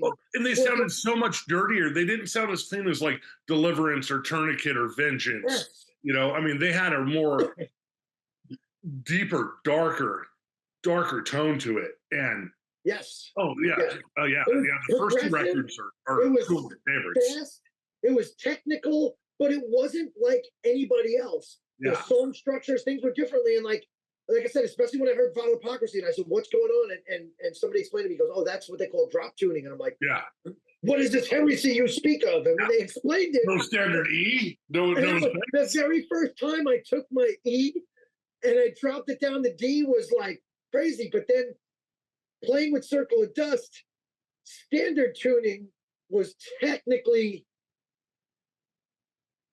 D, but dropped to C. So you're already dropping it down. So that's why, like, same thing with Klank. Klank's standard tuning technically is C. There's like a few songs like Downside and Penetrate that are what would be considered straight tuning, which is D. but then there's some songs like Save Me and um The Damage is drop G. Oh, So when you gee. take that, Yeah. it's just so low. It's like hitting rubber bands. But Yeah. I told Kurt Bachman in the past, I was like, dude, I said, you don't understand. I go, I heard Extraction. I said, and then basically after the first 48 minutes of having to pick my jaw off the floor because I had no clue what had happened. Yeah. And I was pretty much like, it was an orgasmic religious experience for me because I was like, what? I've heard thrash bands before, but I'm like, what am I hearing? Well, this is just different. And every day I came home and I was like, I got to build up my picking hand. I got to be just as good as Kurt Bachman. Yeah. And then it was like, can I get this to do this? Now, can I get it to do it together? And when I got to the point where I was pretty much, after several years, playing the album, no solos, because that just wasn't even an option. Yeah. But the picking and stuff, I was just like, oh my God. And I told him, I said, dude, I said, I'm having a Wayne's World moment. He goes, what does that mean? And I'm like, we're not worthy. We're not worthy. That record to me is like when I first discovered Chuck Schultz and Death, when I got Leprosy. Yes. It was just like, who is this guy and what is he doing and why does it sound so fucking good? You know? And that's the thing, like I was saying, and I'm not dissing Deliverance or Tourniquet or any of those guys, man. Jimmy's a good buddy of mine. Actually, it's funny. I will email it to you, but for my mom's birthday, I had Jimmy do in his style, a cover of You Put This Thing in My Heart by Keith Green, because that's my mom's favorite artist. No way, really? Yeah. So I'll send it to you. So I'll let you check it out. It has a very cool kind of like 70s Elton John style on it. It's really, really neat. So, yeah, for my mom's birthday, I was like, what am I going to get her? And I said, hey, Jimmy, I go, could you do a cover song for me? And he's like, yeah. And I told him, he's like, it'll be rough, but I'll get it done. And he did, man. He busted it out perfect. Dude, that's great. I have to dig up because I know we're not Facebook friends, but I have to dig up. I have an album, a folder on my Facebook. When the quarantine hit, I started, because like I said, I live next door to the church. I started this thing called quarantine karaoke. I would take my dog, because we went everywhere. I would take my Bluetooth speaker, my phone and my work phone, and we would go into, because the church has a full-size gym. And I would basically sing karaoke to songs. So and my thing was, everybody knew me from heavy music. Mm-hmm. So that's two on the nose. So I was doing like Billy Joel, Moving Out. Nice. No One Is to Blame by Howard Jones. Nice. You know, like 80s, Foreigner. Yeah. Phil Collins, Genesis. So I started basically just, my dog would chill with me. I'd set up the thing and I would set up my Bluetooth and I would play backing tracks and I would just record me with the gym reverb, singing over it. Nice. And then my brother asked me, like a year into it, he said his favorite band, well, him and his wife's song is 18th Floor Balconies by this band called Blue October. I didn't know who they were. So he said, would you mind recording the song as one of your karaoke things? So I said, okay. Pat came over from San Jose. We wheeled my the few recording gears that I have, we wheeled into the church gym. So now we have all this awesome reverb with professional mics and stuff. Nice. And like my brother freaked out, his wife freaked out. I freaked out because I said to Pat, I go, dude, this sounds like a really legit recording.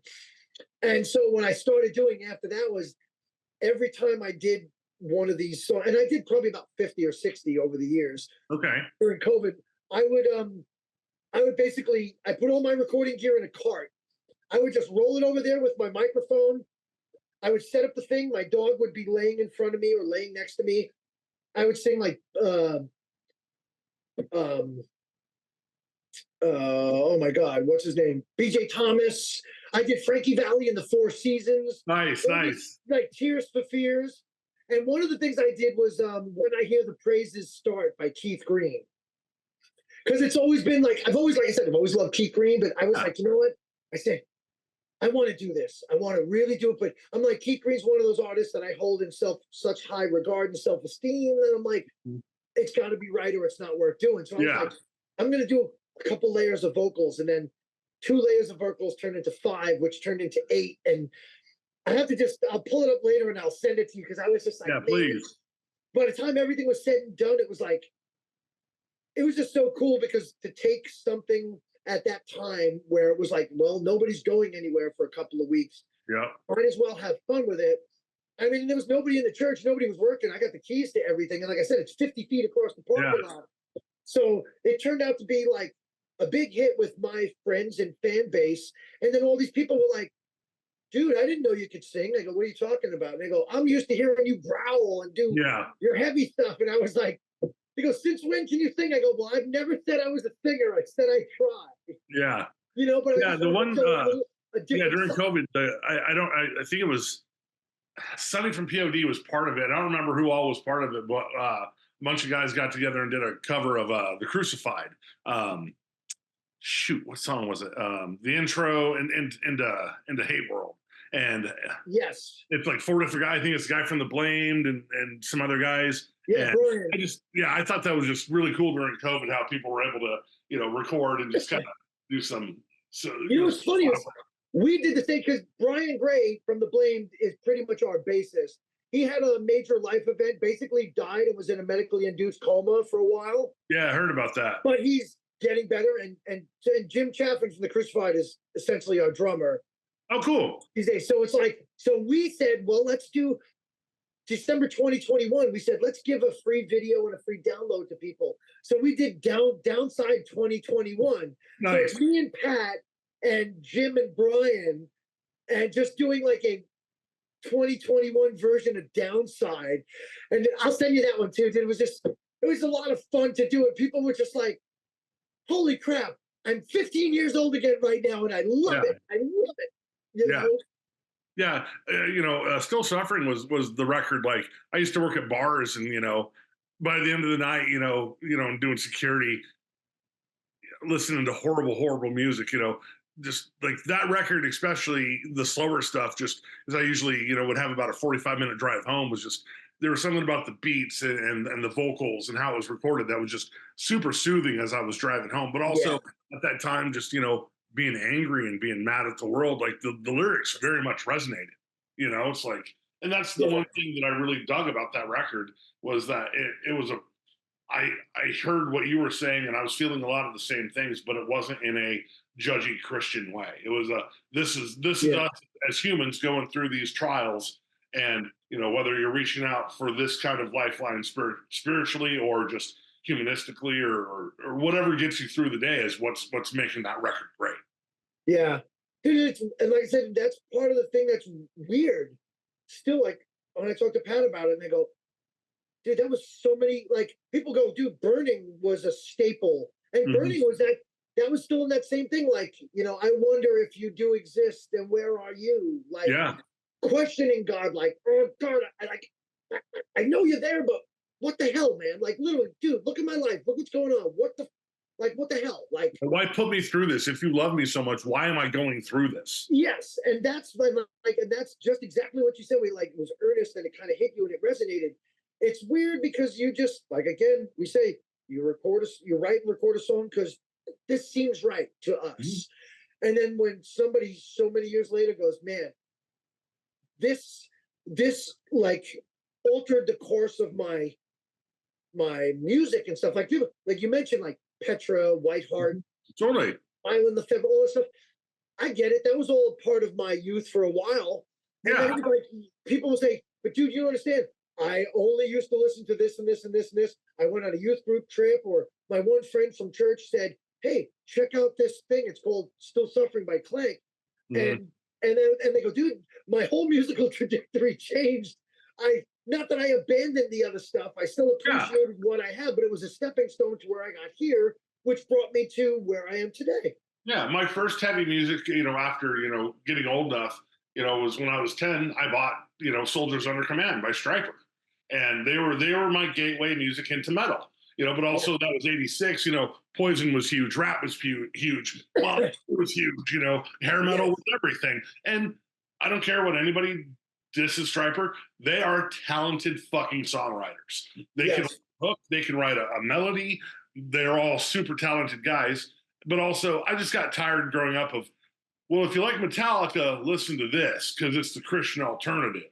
or if Yeah. you're a player, listen to this, I mean, Yeah, RIYL, recommended if you like. yes, exactly. If you love Metallica, you're gonna love Deliverance. Yeah, If you like Queensryche, you're gonna love Sacred Warrior. If you like, exactly.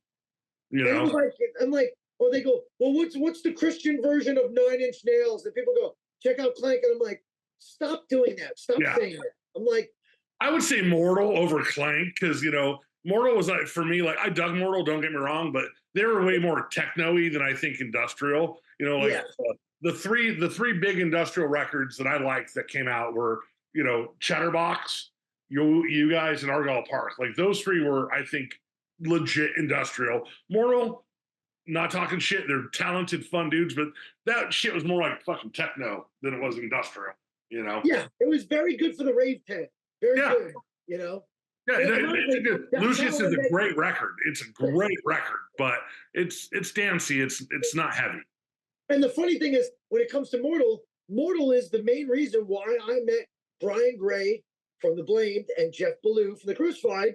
Yeah. Because Clay from Circle of Dust and we drove from Long Island to Pittsburgh, Pennsylvania for 8 or 10 hours to see Mortal playing, and Brian and Jeff were playing. Brian was playing bass and Jeff was playing guitar for Mortal.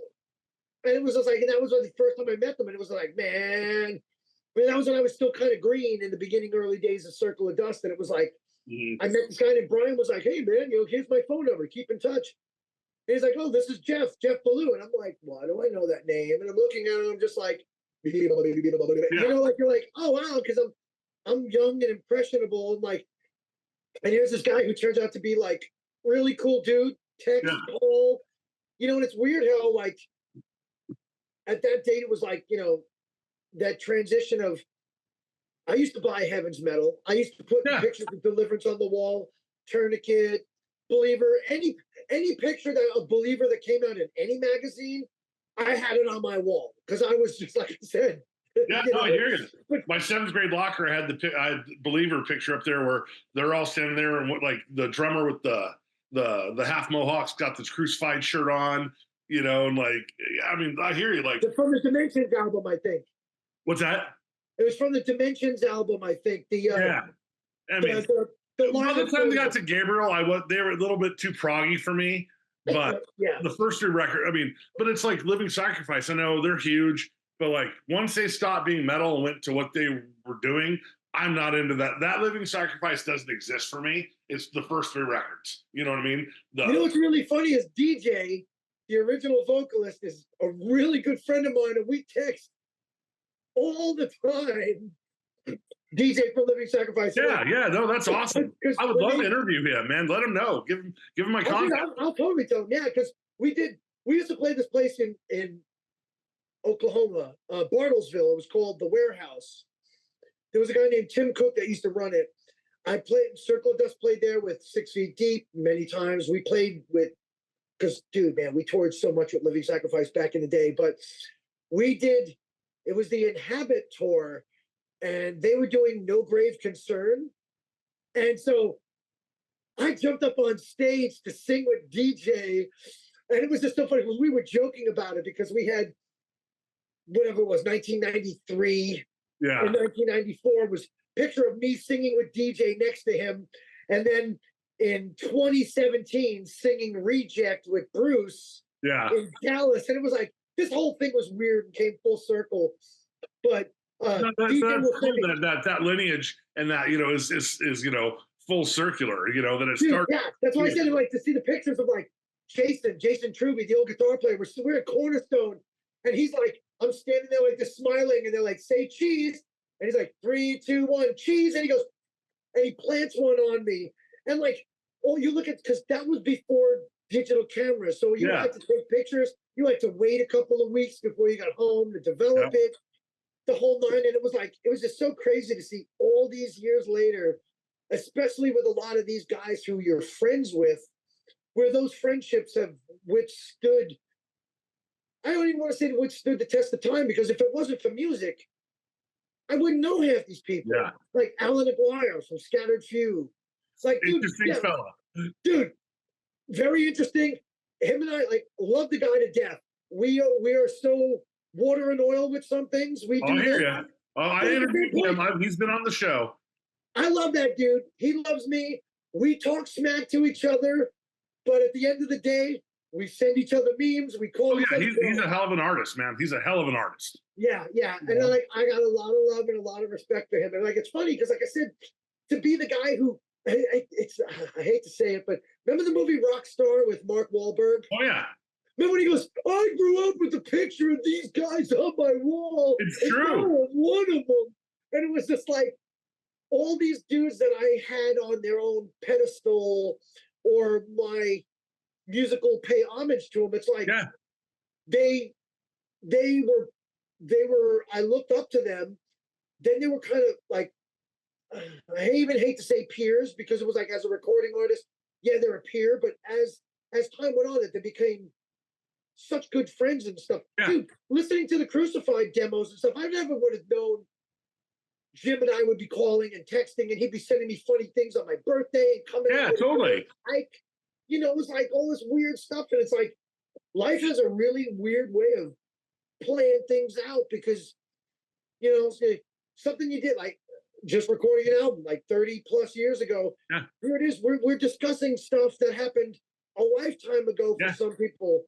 Well, and for me, it's being 14 and finally having my mom begging my parents because I lived in Ventura, which is about an hour north of Hollywood, begging them to take me to Sanctuary, and they finally agreed, and that's where I first met George Ochoa. He was the first guy in the scene I met when I was 14 years old. No way. That must Yeah. have been like earth shattering. Yeah, that was 1990. I have one Christian tattoo on me, and it was my first tattoo. I have the crucified logo on me. Nice. First tattoo when I was 14. I'm almost 50. Still have it. Still love the crucified to this day. My parents took me down to the Reseda Country Club for my first, dropped me off at 14 years old in fucking Reseda in 1990. What show did you see? It was Scattered Few opening for the Crucified and Deliverance, right when Weapons came out. This is right when Weapons came out, and right before Pillars of Humanity came out. And is that right before the big MTV push for Deliverance for that? Yeah, video? it was right when that happened. It was right when the big MTV push happened, or right before. And that was like, I'd been to some punk shows in Ventura. I'd seen Ill Repute and, Aggression and Dr. No and some of those other, nardcore bands that I grew up around. But like, this was my first metal show by myself. Yeah. And, here I am almost 50 years old. I mean, when Jim was with Deliverance and they came out to Springfield in July to play this Chains Unchained festival in Springfield, I'm 2 hours from there. So I drove down, hung out with the guys. Ohio? No, in Missouri. Oh, okay. They did one before, which was about 2 hours from here. So I drove down and, I'm hanging out with Jimmy and I have become very good friends. I'll be seeing him in 3 weeks when we go to Vegas. We'll be hanging out again. But it was crazy me sitting there as a 48-year-old man looking at, George like, dude, the last time we hung out, I'm sorry, let me take that back. The last time I saw George was when I was almost 16 because he was with Vengeance at the time. And my parents, we had moved to Colorado Springs. And when they did the Released Upon the Earth tour, he called me and we were talking and I went up and worked the show. I was 15 and worked my very first show, I forgot George played for that tour. Yeah, for the Released Upon the Earth. Me and Roger talk almost every other day. Roger Martinez, you know what I mean? Yeah, he'll send me a text. He's battling cancer right now. He's been real sick, but it's just crazy. Here I am. Then tonight I'm talking to Klank. You know what I mean? And then my last interview, I got to talk to my old friend Carl Weaver from Everyday Life. Me and him used to. Carl and Eric played with me for years, dude. He brought that up. He did some stuff with. He said you guys and Chatterbox and dude. I was at the show at the Roxy when they brought Ted on stage for the first time. Dude, friggin' Ted just texted me 2 days ago. He's like, I know we don't talk a lot, bro, but you were on my mind. I just wanted to tell you I love you. Blah blah blah. Because he's living in Ohio these days. It's weird. Dude, see, this is what's weird about the networking and the root structure when it comes to music, because you meet people, you become friends with them.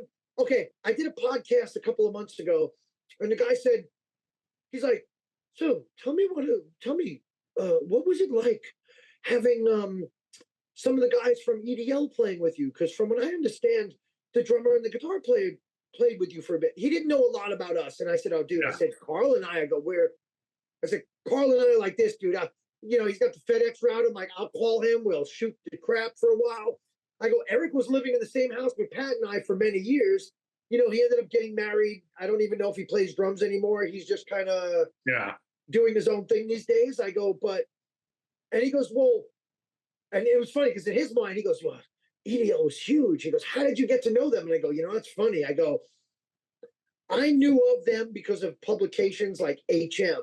Yeah. They knew about Circle of Dust and Klank because of, first they knew who Circle of Dust was at first. I said, the last time Circle of Dust played Cornerstone, I think it was 95. I'm like, I was hanging out at the merch tent. We were standing outside, and I go, some van was coming up, and they were driving. There was a white van with blue trim. I said, and they had a trailer, and they had the side door open because it was Cornerstone. It was 148 degrees and 500% humidity in the middle of the cornfields in Iowa, Illinois, and somebody goes, oh, that's the EDL guys. And I was like, no way, really? And I'm like, I knew who they were. I didn't know them. I start running. I ran and I jumped in the middle of their moving van. Now, meanwhile, they know who I am, but they don't know me. Yeah. So I go, poof, I jump in the van. They go, oh, Jesus Christ, what the hell? I said, yo, what's up, fellas? You're EDL, right? Yeah. What's up, dude? I'm Klank for Circle of Dust. Oh, what's up? And then we became best friends, dude.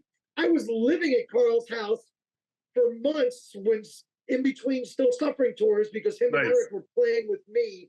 Nice. And it was just so weird because the guy asked, he goes, well, how do you get to know them? And I said, well, that's a kind of a funny story. When I told him, he goes, you just ran and jumped into a moving van of people you didn't know? And I go, yeah, I like to push myself on people sometimes. Yeah. I've been seeing Carl's band when they were still Nicene Creed, when they were death metal.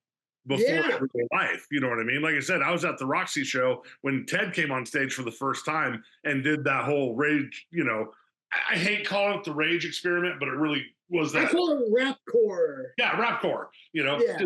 Really, you had POD at the time, but Snuff the Punk sucked. That record was horrible, Because people always said, well, they're the Christian Rage Against the Machine. Yeah, exactly. Stop that. Actually, I would say XL and DBD were a little bit more rage sounding than EDL ever was. What I mean? Well, it was that. Well, we're gonna have to compare you to something to draw people in. Here, don't worry. You're gonna have an alternative. You don't have to give up what you want. I think that's the shitty part of marketing on the Christian realm is that bands should be labeled on what they do and their talent and what they are, other than okay. If you're not a Christian, but you want to be, don't worry. You don't have to give anything up. You know what I mean? It's like vegan bacon. Come on. You know what I mean? I'm not against vegans. I don't get awesome. It's like eat bacon or don't eat bacon. It's like nothing. We don't have to have the alternative. If you don't want to be a Christian or you want to be a Christian, you don't want to listen to metal, then don't listen to metal. Don't supplement a weaker version of metal. Don't disrespect the craft just because you are too afraid to listen to it. Well, yeah, that was like the whole, well, if you like Blink-182, you'll like, like shoes. Yeah, or MXPX or whatever. Or 90-pound wuss. And I'm like, but you know what? You don't, I always hated that comparison. On one hand, I get it because if there's nothing else that sounds like it, but they should say it's in the same vein or genre of such and such. But don't say, well, hey, if you like, the Pet Shop Boys, you're gonna love, Ronnie Martin and Joe Electric. Do you like synth-based music? If you do, you're probably gonna like these brothers because they do cool stuff. Yeah. Nobody sounds like the Cure. There's no Christian Cure. You know what I mean? Yeah, exactly. I'm on this Christian metal page that I follow, and it just annoys me. Some dude today was like, all right, man, I'm looking for a band that sounds like Suicidal Tendencies. I'm like, you're not going to find one, ever. I don't give a shit. You know, they're like the Crucified or Pillar or this. I'm like, no, I'm sorry, man. The Crucified have way more in common to do with like fucking SOD than they would ever have to do with Suicidal. You know, I'm like, no, you're Suicidal. There are certain bands that are their own fucking entities and will always be. You're not Yes. find a Christian band that sounds like Suicidal. You're not. That's why bands like Vengeance Rising at the time stood out. They didn't sound like Deliverance. They were more Yeah. thrash. You were hearing Glenn Mancaruso do more of this the snare. Yeah. That you didn't have that. There wasn't traditional thrash. No. It was different. It was more like, for me, dude, when I first heard Vengeance, like it was when they were transitioning from Vengeance to Vengeance Rising because of the lawsuit. But it was like, I was like, holy crap, what am I listening to? This is the stuff, like, because I was like, Petra's cool, but no, here. You know, like I had found Slayer, so I was like trying to find something as heavy as Slayer. And then, you know, I mean, I told this to Roger, my sister in Ventura, there's Salzer's Video and Records, which were huge, like two stories. And my sister worked at the video side, but I got the discount. So my mom gave me $3 to go rent a video game or something. But I was like, I'm going to run over to the music store. I found Vengeance on tape for like $2.99, the human sacrifice. And I was like, bam, and I bought that. I was like, you know, and just I mean, beheaded, and just the end when they're screaming and whatnot. You're just like, white throat. Yeah. You know, I mean, me and Roger, I bust Roger's balls. Like, I love the first record. The second record's not my cup of tea. It's way too bluesy for me. Once Dead. Yeah, Once Dead. There's some good tracks, but you know, those guys, when they left to do Die Happy, man, that was more of a blues-based rock thing that they wanted to do. I was more about but at that time, you know, I had found Napalm and Carcass and Bolt Thrower, you know, so I was going the more, you know, extreme metal route. And then metal. Yeah. Yeah. And then, you know, found Believer and loved them. And then when Mortification hit, I was like, fuck yes, this is where I'm going for the grindcore, the gnarly vocals. You know, so I mean, Vengeance Third record's fun. You know, they're all good records, but they're all so different. You know what I mean? Yeah. We're all just so different where, you know, and then Tourniquet was like, that's the thing. If you like Carcass, you'll love Tourniquet because they have medical terms, you know? And it's like, nothing like Carcass. Nobody sounds anything like Carcass. I know, you're like, man, Ted, how many medical thesauruses did you look through when you were writing your lyrics? Exactly. You know, it's like, okay, the phantom womb of this, you know, and you're like, which is cool, you know what I mean? Like, I love Tourniquet's first 3 records. After that, there's better, in my opinion, music I can listen to. Yeah, so. Pathogenic ocular dissonance is just a nice way of saying spiritual blindness. Exactly. Exactly. You know, Psycho Surgery was good, except for the raps, the song that had rap in it. That was horrible. For which one? On Psycho Surgery, was it a dog's no, not a dog's breakfast. That's a great one. It's the one where they have the rap part in it. I think I know what you're talking. I haven't listened to it in a while. Yeah, I can't remember the song, but it was Vital Remains, something like that. I don't remember the song name, but you know, it was just one of those where like everybody was trying. I busted Jimmy's balls when he had 12th Tribe come on a Deliverance record and they did some rap part, and I was like, dude, that song sucks, brother. I mean, like, it's not even that it's bad, it's cheesy bad, especially for trying to turn, you know, Body Count was huge, you know. That's why Everyday Life was so fucking good at what they did, because they weren't trying to mimic. They were doing what they knew sounded real. You know what I mean? Yeah. They weren't trying just to be like, okay, well, we have to be Rage or we have to, you know, be Onyx mixed with Biohazard, you know. They were just like, you had, you know, Ted, who, you know, was, you know, MC Colorblind before he was Ted in the Everyday Life, you know, the rapper guy. I mean, that's right. Yeah, you know, I know it's crazy how many people comment on my show and they're like, dude, you've been around a lot of stuff. I'm like, yeah, I have. I've seen a lot, you know. Jeremy, who was on, gave me your information. I mean, he lived here in Kansas City. I mean, we know all the same people. He booked for the same people that I used to do shows with, and he knew my bands I played with. I mean, it's music is such a small world, especially then you get into this genre of Christian music where it's smaller, you know. But it's weird how small it is, but the root structure It's kind of like that TV show, The Last of Us, where they know by the roots. Where it's weird because you're like, it's small, but it has an extremely big net simultaneously. It's weird. Yeah. You know. So wait, so you're in Kansas City. Are you anywhere close to that place? I don't even know if it's there. The bar place used to be called the Hurricane. Oh yeah. No, I've played it's not the Hurricane anymore. It was bought out years ago and called the Riot Room. But yeah, I mean, my bands played there when it was still the Hurricane. So yeah. Yeah. Circle of Dust came through town. They didn't even have us on the marquee. We sold 2 stickers for $2 each. I'll never forget. We drove like 10 hours and we made $4. Yep. And there was 3 people there that were like diehard Circle of Dust fans. Yeah. And as we were loading, they were talking to us. I'm like, wow, this is kind of cool. This is interesting. And then when we got up, we're like, we had the smoke, the lasers, the whole 9. And it was those 3 kids the whole show. Yeah. Those 3 guys. And it was just weird after the fact to be like, wow. Especially for me traveling with Ringling Brothers all those years later and being like, I'm like, this area looks familiar. I could swear I've been. I'm like, holy crap, I played at that place. Like, yeah. And even unfortunately, it's shut down now. I mean, it's not a bar anymore. It closed about a year ago. The owners that owned it just had some issues. They got some lawsuits from fights and whatnot. Like, I played there all the time, man. We played, like I said, we played with Sheer Terror there. We played with Scarhead there. We played with who else? I mean, we played there a ton of times. And you said you did St. Louis also? Yeah, we played St. Louis a couple times. Cicero's?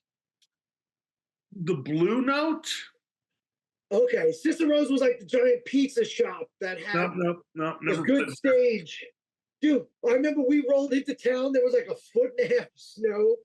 It was weird too, because it was like they were going to call off the show. About 15 people showed up.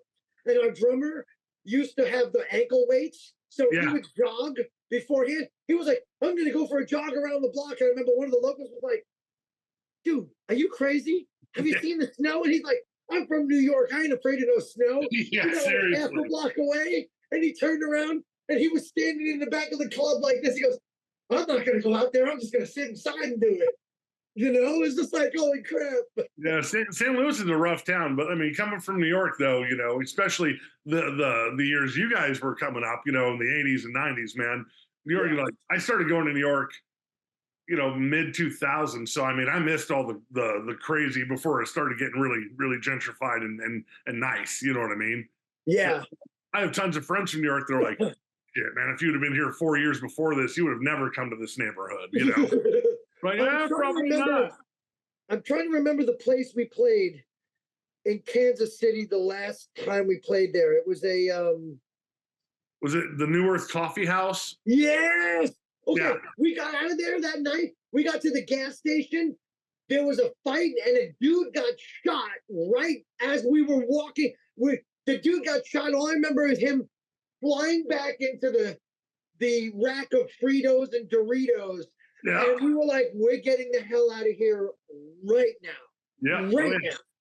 Well, it was funny when we saw Bill Burr the first time. We were like 4th or 5th row, and he'd not been to Kansas City, and people were like, he's like, after the show, like, we're downtown on basically around Main Street, and you go east on Main Street, man, you're in the hood, you're in the ghetto, you're in some fucked up parts of town.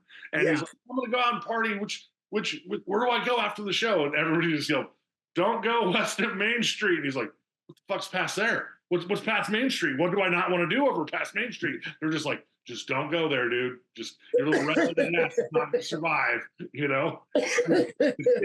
on the west side of Main Street, and you'll be fine, Oh, man. So, well, Klank, I got to let you go, man. My computer's about to die. But thank you so much for the interview, man. It was super fun. I appreciate you having me. This has been a great talk, man.